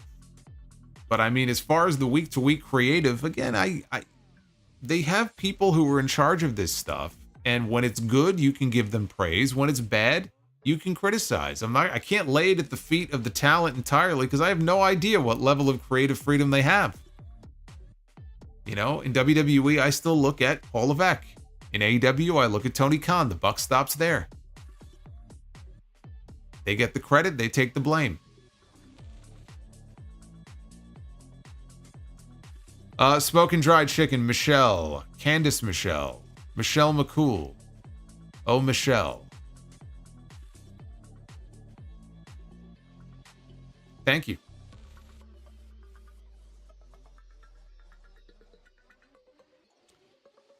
We have got Avwunu. Ogenetega. Sure, I butchered that. I hope not. What do you do with Dom after the Rhea feud? I fear Judgment Day is going to be main eventing on Main Event. Now under GWO Learning Tree. One thing I can tell you is that you don't have to worry about them being relegated to Main Event. But when the Rhea stuff is over, I could see a Judgment Day Wyatt 6 program. I think that may be next for them once this runs its course. Prince Vegeta, I agree they should send Drew to SmackDown. After all, he does hold a pin over Cody. He beat him in February. That's very astute. That's true. He's got a win over Cody Rhodes. You can build an entire program around that. Grant Hudson with the $9.99. Salute to Tito Jackson, who passed away yesterday. Had he not broke Joe's bass guitar string, there may not have been a Jackson 5. Michael or Janet, rest well, Tito. Yes, I believe he was 70. Right? I don't know if they announced the cause of death, but I think he was 70 years old. Jarrett Rodriguez. Where are we on the likes, by the way? Jarrett says, rank these three based on how untrustworthy their characters are. Kevin Owens, Jake Roberts, and Edge. I would say Jake, heel Jake, would be the most untrustworthy, and then Kevin Owens, and then Edge. That's how I would rank them. Fire Panda, I just noticed the most beautiful title belt in wrestling behind you. God bless the Sound Off title, and God bless you for putting it up. There it is. It's one of those nights. I had to bust it out, the skull belt. See here, like in this image here, it looks so tiny, but it's gigantic. It's a big belt. So every now and then I pop it up on the wall there, and it doesn't really do it justice. It is a beautiful belt. It's a silver belt. Like, you know, the other championship is obviously a gold replica. This one is silver, but the colors on it and everything and the silver plating, I think it looks great.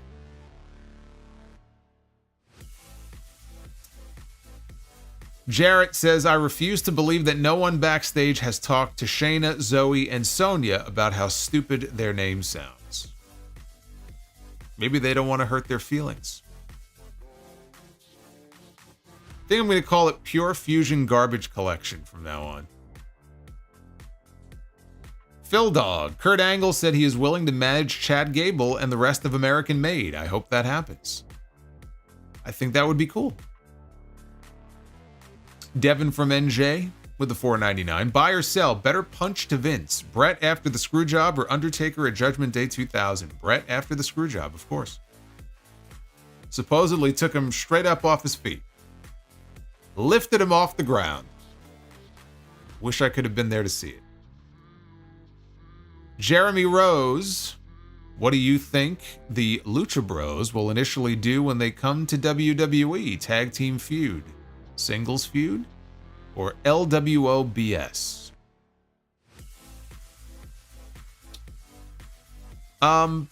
Put them on Raw. Let them beat the Judgment Day to win the tag team titles. I mean, sticking them or aligning them in some way with the LWO would obviously be the sort of thing WWE would do. But don't scoff at it. I mean, I could see that happening because in their eyes, Rey Mysterio, Rey Mysterio is this huge star. Rey Mysterio is like the face of the LWO. And they might want to give them some rub by having them associated with Rey Mysterio.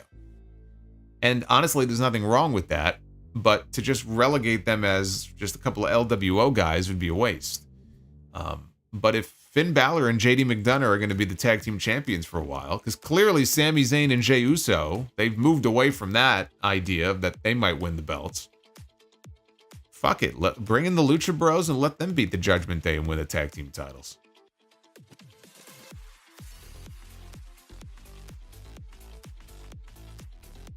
Because they're not coming in and winning the tag team belts from the Bloodline. They'd have a better chance against the Judgment Day.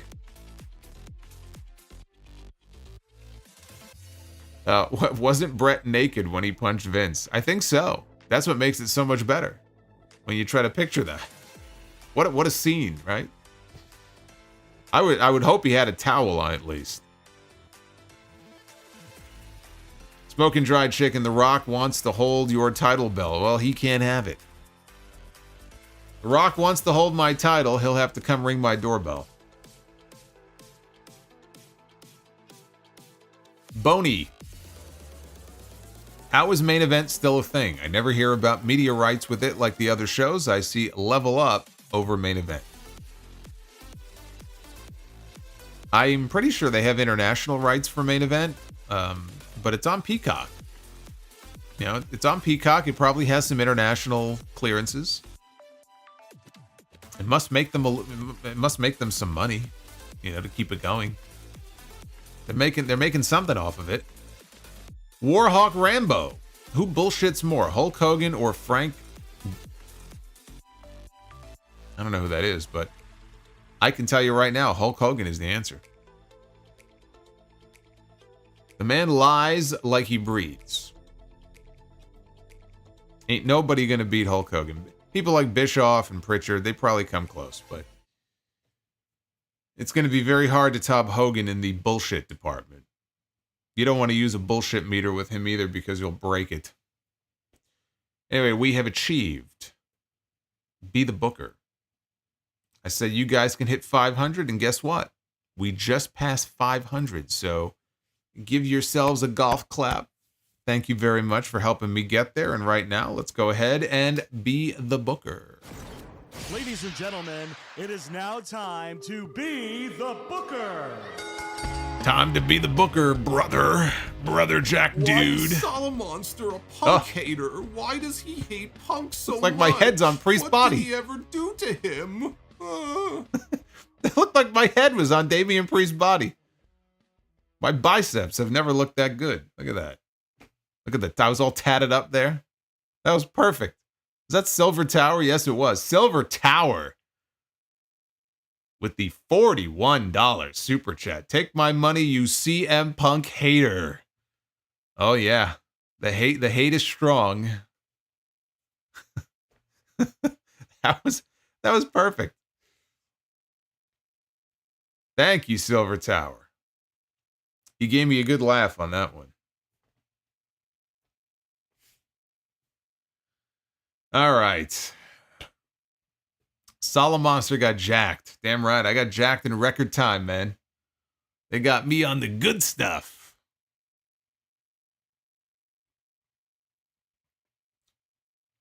I went to Dwayne. I said, Dwayne, you got to get me on the good stuff.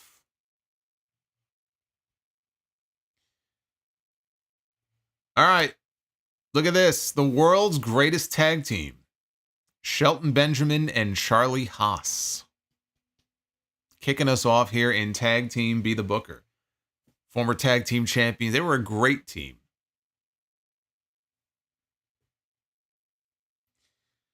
World's greatest tag team and the Gorillas of Destiny. Tama Tonga and Tonga Loa. This is Bullet Club G.O.D. This is old school Tama Tonga and Tonga Loa. Got to give that the bell. That would have been a great New Japan match. Send the world greatest tag team to New Japan Pro Wrestling. Wrestle Bullet Club. All right, women's time. It's Mighty Molly, everybody. The superhero herself, Mighty Molly. Remember the Molly go-round? Molly, by all accounts, one of the nicest, sweetest people. Probably way too nice and way too good and pure-hearted to ever be in the wrestling business. But I believe she's still backstage right now with WWE as an agent. Working with the women. So, not a bad person to learn from. I remember her back from her days as Mona. Remember Ms. Mona? Ms. Madness, whatever she was when she was with the Macho Man in WCW. Mighty Molly and Alicia Fox. Who am I kidding? You didn't really think I was going to think on that, did you? I mean, I like Molly, but not that much. Oh, well. They can't all be winners. So now it comes down to this. We have the tiebreaker. Remember the other night? Friday night was wild, man. I mean, Friday night was wild for a lot of reasons, but it was like stipulation mania that we kept landing on Friday. It was like, okay, we got one stip, and then it's like, all right, we're finally going to finish this, and now it takes us in a different direction. But maybe we can close the book here on a very simple main event. Oh, God. No. What is that? What is that? I looked better before as Damian Priest than he does here. This is the Painmaker. Chris Jericho This is quite the image. This just, I honestly, this is in here to pop me every single time we land on it. The Painmaker, Chris Jericho. Oh, man. Oh, man. The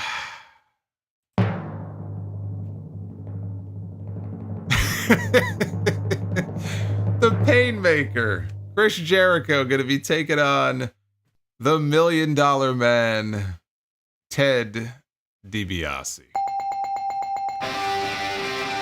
You know what, though? At the end of the day, it is still Ted DiBiase and Chris Jericho. So, of course, I'm going to give that the bell.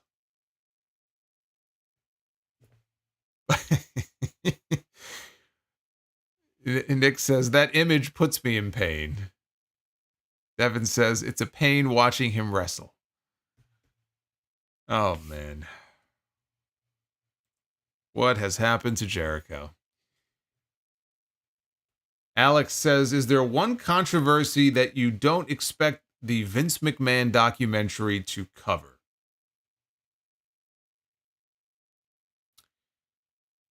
Well, I mean, maybe, probably the Snuka thing, and maybe the Tanzabar tanning salon incident from 2006. That might be another one. Devin from New Jersey, buy or sell. Better famous actor to be on The Shield, Glenn Close or Forrest Whitaker? Forrest Whitaker is awesome, but Glenn Close was a big get for them. And she was a bigger star than him, at least at that time. So Glenn Close. Yeah, they brought her in as the captain for season 4. You didn't really see her doing TV. Creflo $50. In 10 days, I will officially be old enough to date Julia. Side note, more like Jericho the Hutt. Matthew says Jericho looks like X-Men villain Mojo. Oh, God, Mojo. Oh, my God. I remember Mojo. I used to collect the Marvel trading cards, and I think I have a Mojo card. And Mojo and Cable. Mojo. The Gambit. Hey, Silver Tower coming in with a Kevin Sperm. Kevin Sperm? Kevin Nash Lucky Sperm. I call him Kevin Sperm. Oh, my God. Silver Tower. You've got me all discombobulated here. It's the Kevin Nash Lucky Sperm super chat.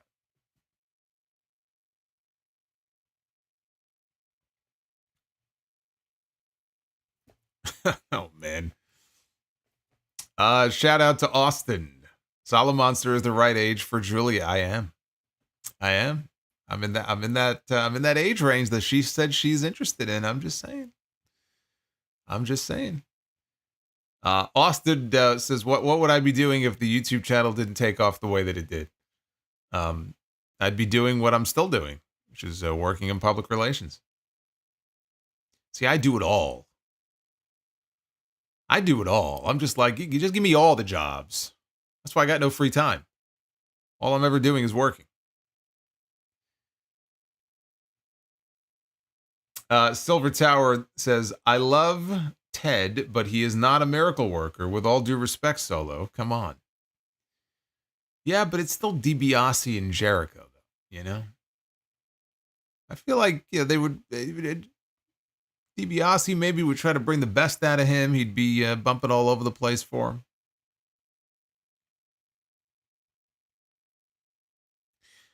Silver Tower, thank you again for the 7. S. McPhee, 101. If you could book one main event with AEW against WWE, who would you have face each other? Well, on the AEW side, it would be Will Ospreay, because he's the best, bell to bell, he's the best in the world. So it would be Ospreay for AEW. And for WWE, you know what? I might go Rollins. Rollins and Ospreay would be a hell of a match. Seth Rollins and Will Ospreay. I think Jacob Fatu and Will Ospreay would be a lot of fun too.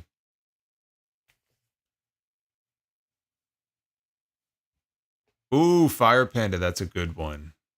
Fire Panda says Bryan Danielson against Gunther. Well, if Bryan Danielson's career is going to be over, you may as well go out with a bang. Bryan Danielson against Gunther, that's a great one. Who would my dream opponent be for Mariah May? Me. LC Killer, thanks for the free membership. Don't thank me. Got Fire Panda and Silver Tower to thank. I think they're pretty much responsible for all the gifteds tonight.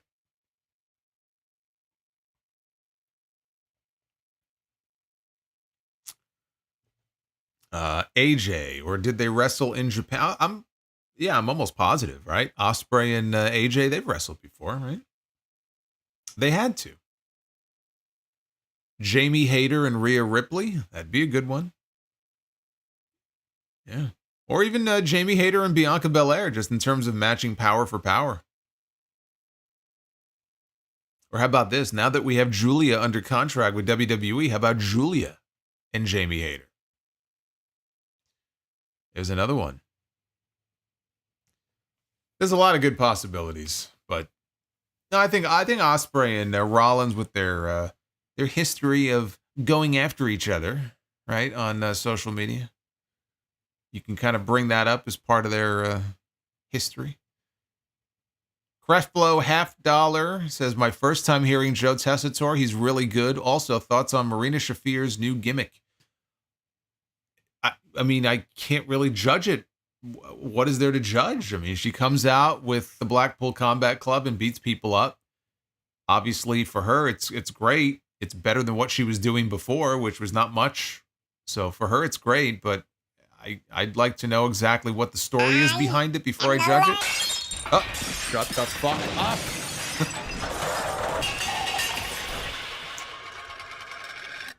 Fuck that tree. I take it that David was not a fan of our Be the Booker main event tonight. David Thiering with the $12 learning tree. If you guys want to laugh, remember the LA Knight in high school video. There is a Bloodline 2.0 in high school video on YouTube. In my opinion, it is hilarious. I've seen it. I honestly thought it was the weakest of the ones so far. Not that it's bad, but like I laughed way more at the other ones. But I did see that. Silver Tower with another 10 gifted memberships. And now Jacob Garber and Jackson Barras, Steve Murray, among others, are all new members thanks to the one and only, the man himself, Mr. Silver Tower. Too sweet to be sour. It's Silver Tower. It is indeed. It is indeed Silver Tower. But of course, I also have to give a shout out to our esteemed Fire Panda, who just gifted another 5 channel memberships as well. There it is. There's the panda, everybody. It's been a while since I brought the panda out. Thank you, Fire Panda.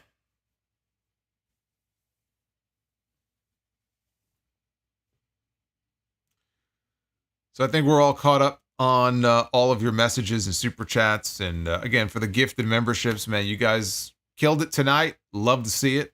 And I hope, by the way, all you new channel members, hopefully, because again, they're good for 30 days and then they expire. But I hope you'll stick around. I hope you'll enjoy your stay and maybe stick around beyond the 30 days. But thank you guys. This has been a fun stream, a fun extension from Friday night. See if we can keep the train going here. Oh my God, David said, you know what? I'm going to get in on the action. And David just, hey, RDS Harry, shout out to Harry, man. Thank you, brother. I'm glad you enjoyed the stream. David with 5 more gifted memberships. Hoffenheim, Corbin Rogers. Look at all these new members now. Love it. Love seeing it. David, man, you've killed it tonight, man. You've gone above and beyond. I don't know what to say other than thank you, man. Thank you, sir, very, very much. Hey, Rectangled. That's interesting. Rectangled Galaxy. I like your name. It's very cool. Ah, Silver. Silver Tower said he was done, and then he saw David. He goes, you know what? I think I'm going to get the last word. He lied. Silver Tower lied like Eddie Guerrero, man. Remember, Eddie's like, I lied. I lied, Holmes. Silver Tower with 4 more memberships. Is it 4 or 5? I think it's 4.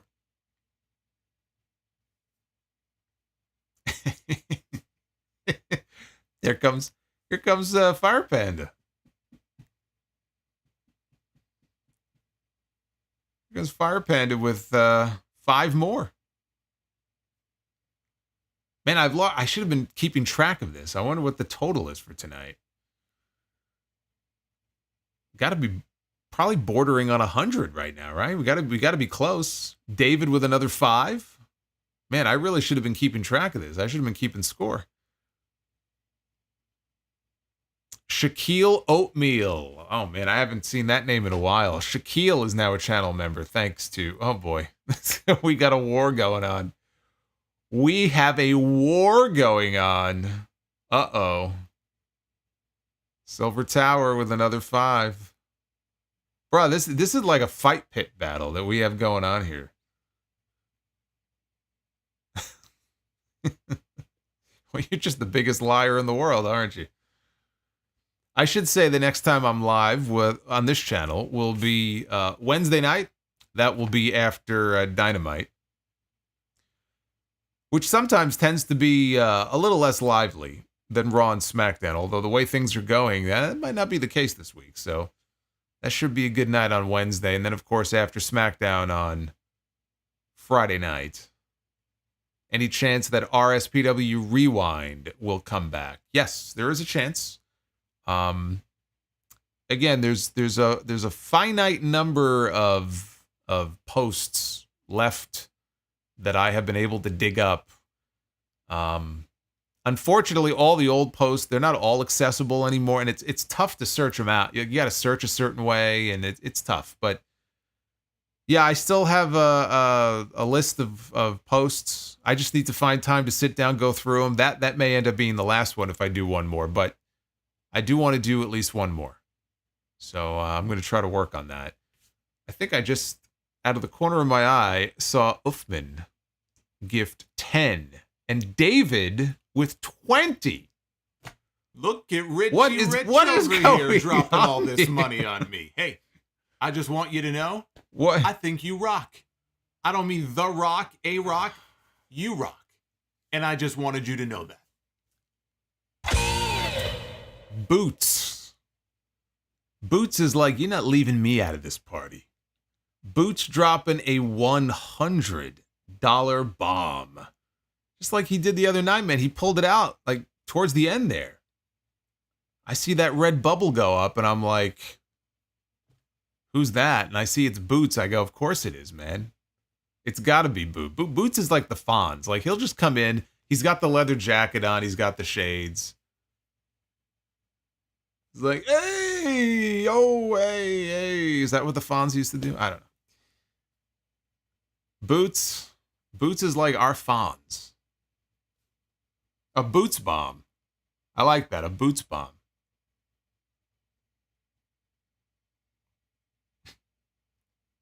Look at Richie Rich over here dropping all this money on me. Hey, I just want you to know, I think you rock. I don't mean the rock, a rock, you rock. You're going to kill me. And I just wanted you to know that. Uthman literally almost just killed me. It went down the wrong pipe. Uthman said, I see you, Boots. And he dropped a hundy bomb of his own. Let's see those bomb emojis in the chat. And Uthman gifted 10 more channel members. We're going to have so many members here. We're going to have like a little army. Not even a little army, like a big army. A big army of channel members. Power Spying Games says Friday was a cash war. Today is a membership. No, it's a little bit of both. It's a little bit of both. I'll tell you what, I have goals in my head. I set goals each month for like what I hope to do this month and that month on YouTube. And we are well on our way here. We're midway through September. We are well on our way. So thank you guys. Man, surely we have to be beyond the 100 total for memberships tonight. So that's very cool. And don't forget, by the way, if you are a new channel member or a lapsed member and now you're back, there is content. There is archived content that is exclusive to channel members, whether it's old mailbags, old audio. I guess it might depend on the tier that you're on. The top tier, the Legends tier, is what has the first 12 or 13 episodes that I ever did. I need to get back to that, I know, but those are all archived there. So, check that out. The Winston Slip says, I believe in the monster. GWO. Hey, Winston, good to hear from you. Good to hear from Winston. We're just hanging out here as we close up shop. Silver Tower 15. Did I see 15? 17? Or 20? What? Why am I seeing 20 over here? This is 17 there. 20 more channel memberships for Silver Tower. It's like I feel like I'm in a casino or something, and we have like a competition going on at the roulette table.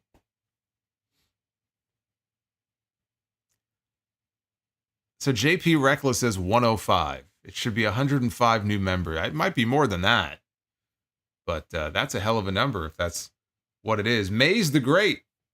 Look, Maze is chiming in. Love the chat, but they make me feel like I'm broke. Well, Maze, you got to tell your boss to fuck off, man, and get a better job. Your boss is holding you back, man. Better yet, dial the number and put the phone up, and I'll tell him for you. I'll let him know. You got to start paying my boy what he's worth. You got to start paying my man what he's worth.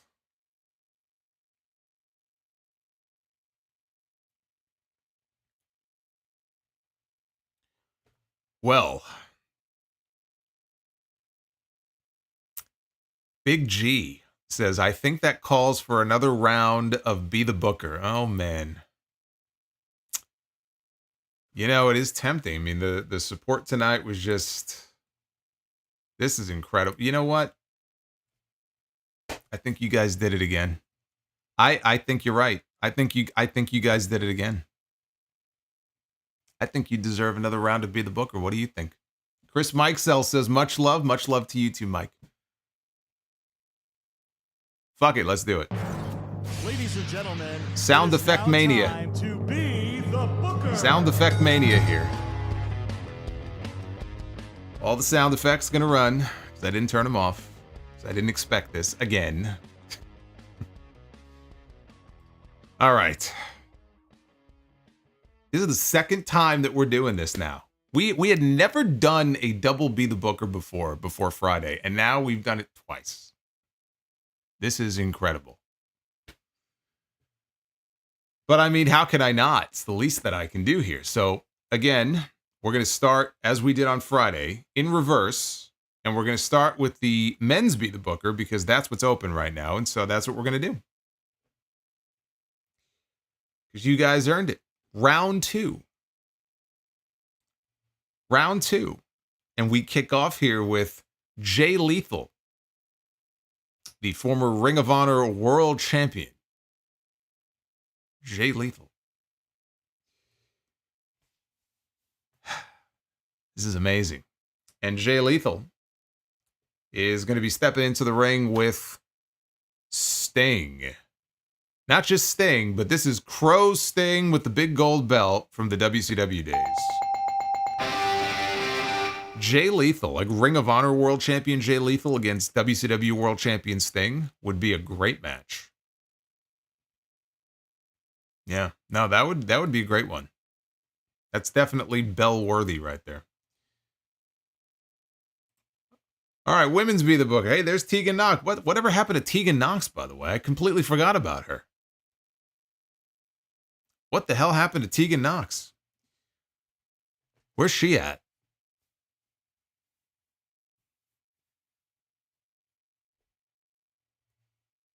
It's Saraya, everybody. Or remember the WWE segment? How did she do it? Hi, everybody. It's Paige. I can't do it the way she did it. Ugh, that was cringe. Saraya. Is she injured again? Is Tegan Nox injured again? Don't tell me it's her knee. Saraya. Oh, Paige here. That's right. Paige here. That's right. Paige here. All right. It's going to be Saraya one-on-one with Dakota Kai. Saraya and Dakota Kai. I'm going to give that the belt. As long as they're healthy and not injured, then I think that has the potential to be a good match. And now oh boy, look at this. El Torito and the condoms. All right, tag team be the booker. Now we're gonna main event. We're gonna headline with the teams. Samoa Bro. Hey, there's Samoa Bro. We're gonna headline with the teams again. This is what we did on Friday. Okay. Tag team be the booker, and why is my button not working? There we go. Oh, it's the Dork Order, everybody. Evil Uno and Stu Grayson. It is the Dork Order. I don't know about this. They're a good team, though. They are a good team. We had them in House of Glory. They had a good match, but I don't know. Main event here, be the booker. Dark Order against Pretty Deadly. Yeah, fuck that. Yeah, you can fuck right off with that.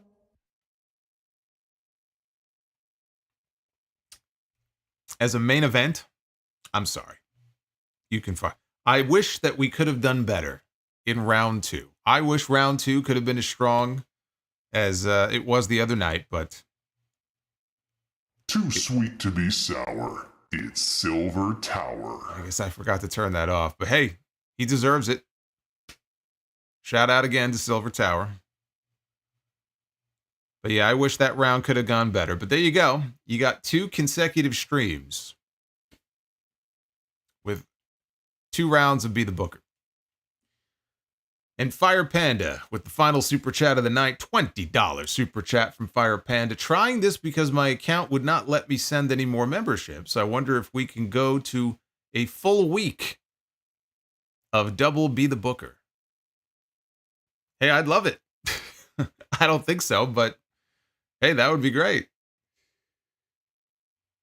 But thank you, Fire Panda. Thank you for all of the memberships and the super chats from you and Silver Tower and David and Uffman and Boots and Jake and I know I'm missing somebody, but all you guys. And then here's Smoking Dried Chicken. Dark Order against Pretty Deadly, Jason Voorhees as the referee. Yeah, I'm rooting for Jason in that one. Todd Warner, yeah, you're telling me, man. What a September so far. Luis says, screw the learning tree. Luis has been a channel member. He's been a legend for 39 months. Look at Richie Rich over here dropping all this money on me. Hey, I just want you to know, I think you rock. I don't mean the rock, a rock, you rock. And I just wanted you to know that.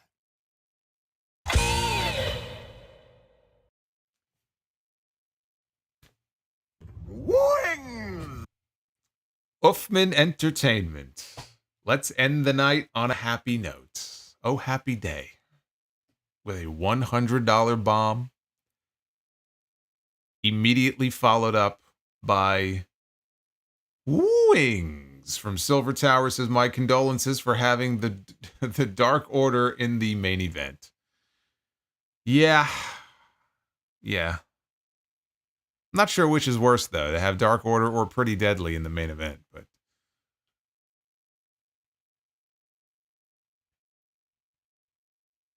Uffman, you crazy bastard. Thank you. S. McPhee, Be the Booker 2, ending with Pretty Deadly. perfect. Really? You think that's perfect? Hey, James Herrera. What's going on, James? I hope you're well, my friend. Harry, thank you. He says, if there was a Hall of Fame for podcasters, Solomonster #1 all day. Thank you. That means a lot. Thank you. Man. Look at Richie don't Rich believe over this guy. here dropping all this money on me. Hey, I just want you to know, I think you rock. I don't mean The Rock, A Rock, you rock. And I just wanted you to know that. You know, Uthman, if you were here right now,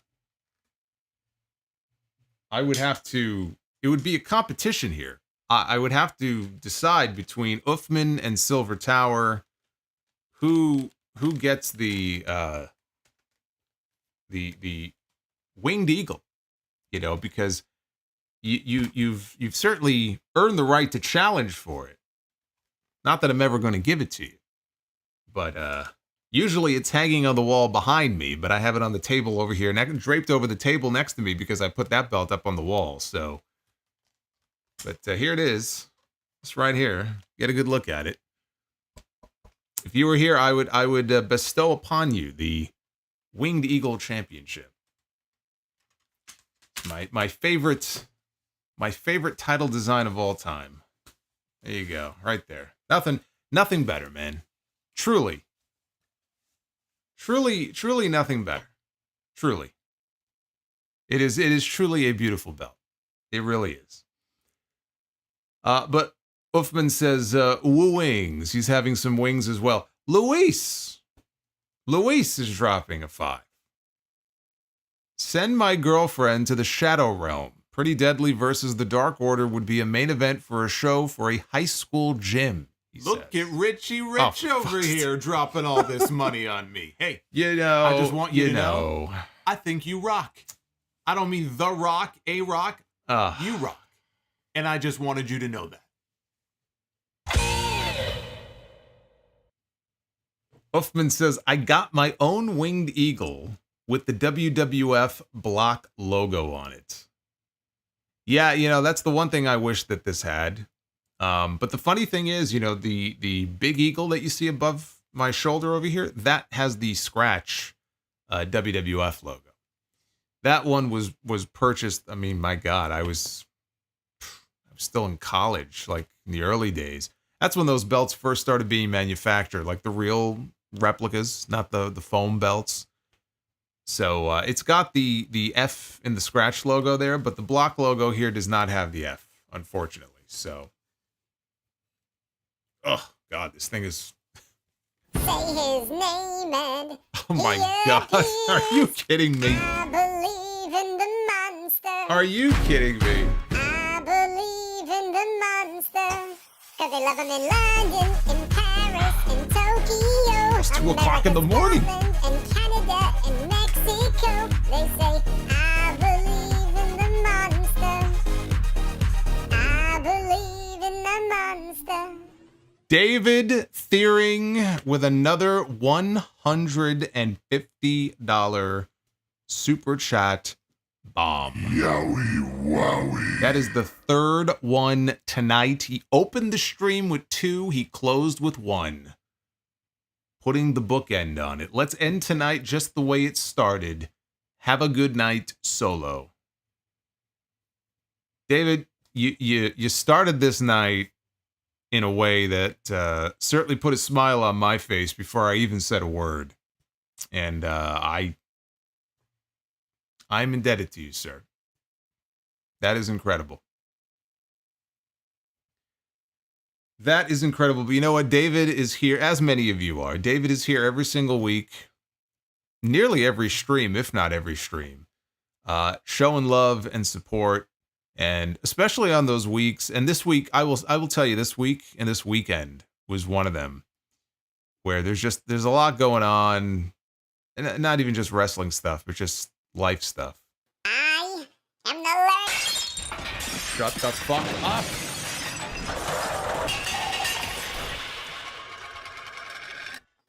Fuck that tree. Shin super kick Akuma chiming in with the 12. Shin says, let me get in on this. My turn. You guys made me come out making an old school cameo. Yeah, we haven't seen Shin in a while. And Shin's a longtime fan. Shin, thank you for the 12. Thank you, brother. But what I was saying is, it's just one of those weeks where there's just a lot of work or there's a lot of stuff going on, and and then you're working all weekend on podcast stuff to try to get ready for the podcast, and it's you sit here sometimes, it's like, what am I doing? Like, is it worth it? I have one pair of skinny jeans, and I'm going to wear them every week just to piss you off. Oh, the skinny jeans are out. Silver Tower's busting out the Dave Bautista skinny jeans. You crazy SOB. I am the Lord. Shut the fuck up. Poor tree. This poor tree. Fuck that tree. This poor tree. What did the tree ever do to you?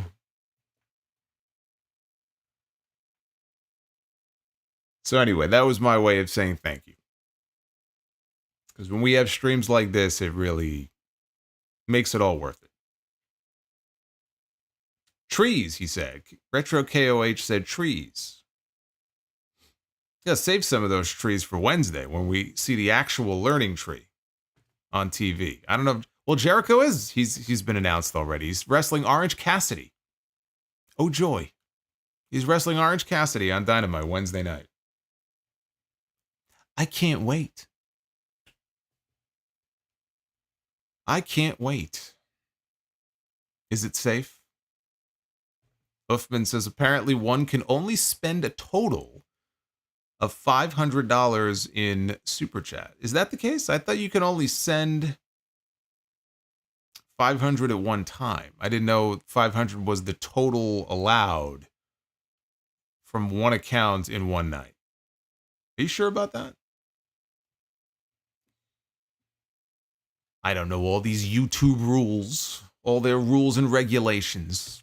Anyway, thank you again. I don't think I can really say it any other way, but thank you for a unbelievable night here on the stream, which was the capper to what I thought was a very enjoyable Monday Night Raw. Strong show. Hopefully they can keep that momentum going into Bad Blood, which is now T-minus 3 weeks from now. We'll find out next Monday. And I will see you back here again live on Wednesday. Wednesday night. I am the Lord. Shut the fuck up.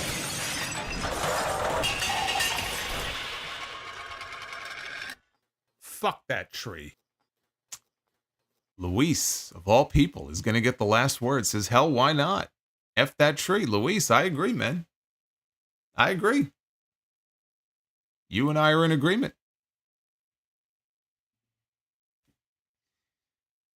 Be well. Stay safe. Oh my God, there's more coming in. I am the Lord. Shut the fuck You up. are really abusing this, aren't you? Fuck that tree. Rest in peace to the learning tree. I'll tell you what, I made the learning tree more successful than Jericho ever did.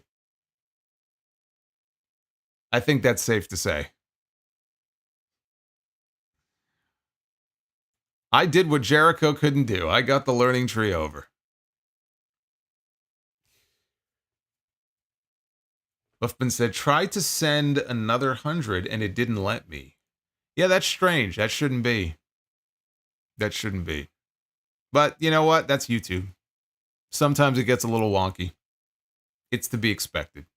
But all good, man. All good. All right, Silver Tower.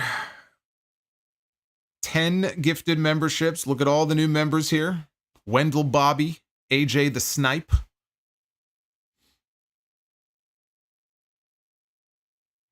Fernando. Amazing.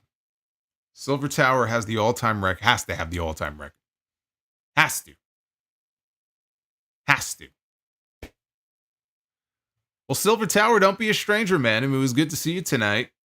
But hopefully you will be back for one of the streams coming up this week. Be well. Stay safe. And I'm going to send you guys out with a little bit of a little road racer. See you guys back here on Wednesday. Shut the fuck up.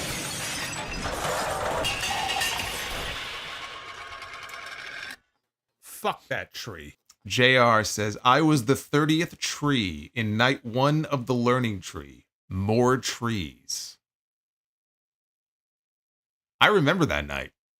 That was crazy. That was a record. That was a record number of trees.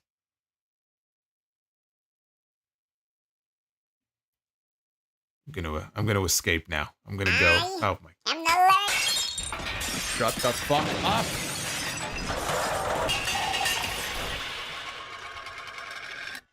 Fuck that tree. I think I'm just gonna leave the stream on, and I'm gonna lay on the ground and get some shut eye, and I'll just leave it. Maybe I'll do that. How about that? Uffman says, still no word on Patricia. Now, you know what? I have not heard from Patricia. I have not heard from Patricia. Patricia was a new subscriber to the channel who literally in real time joined at the exact moment that what was I talking about? At that moment, I was either talking about something just completely inappropriate, or the Kevin Nash Lucky Sperm super chat popped up. I am the Shut the fuck up.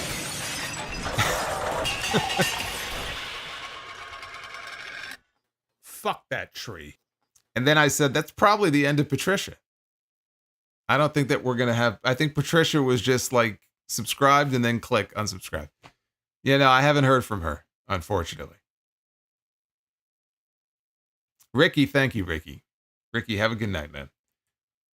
But Kevin Jordan getting in on the action with his first tree of the night. Well, I'd rather have you guys here anyway than Patricia.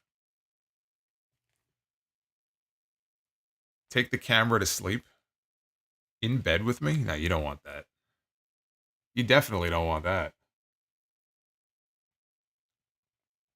Can you imagine I take the camera to bed with me and then I keep getting learning trees that keep waking me up just as I'm about to fall asleep? I keep hearing like all the shattering noises and everything. All right. I'll see you guys tomorrow night over on JD's channel for TNT and back here live Wednesday night for the Dynamite review.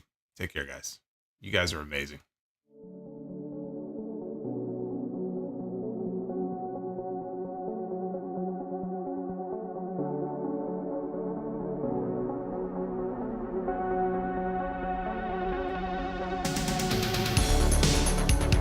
Hey, Devin. Devin from NJ will solo have a challenge for the skull belt. Now that skull belt belongs to me, brother. It's not going nowhere. Have a good night, guys.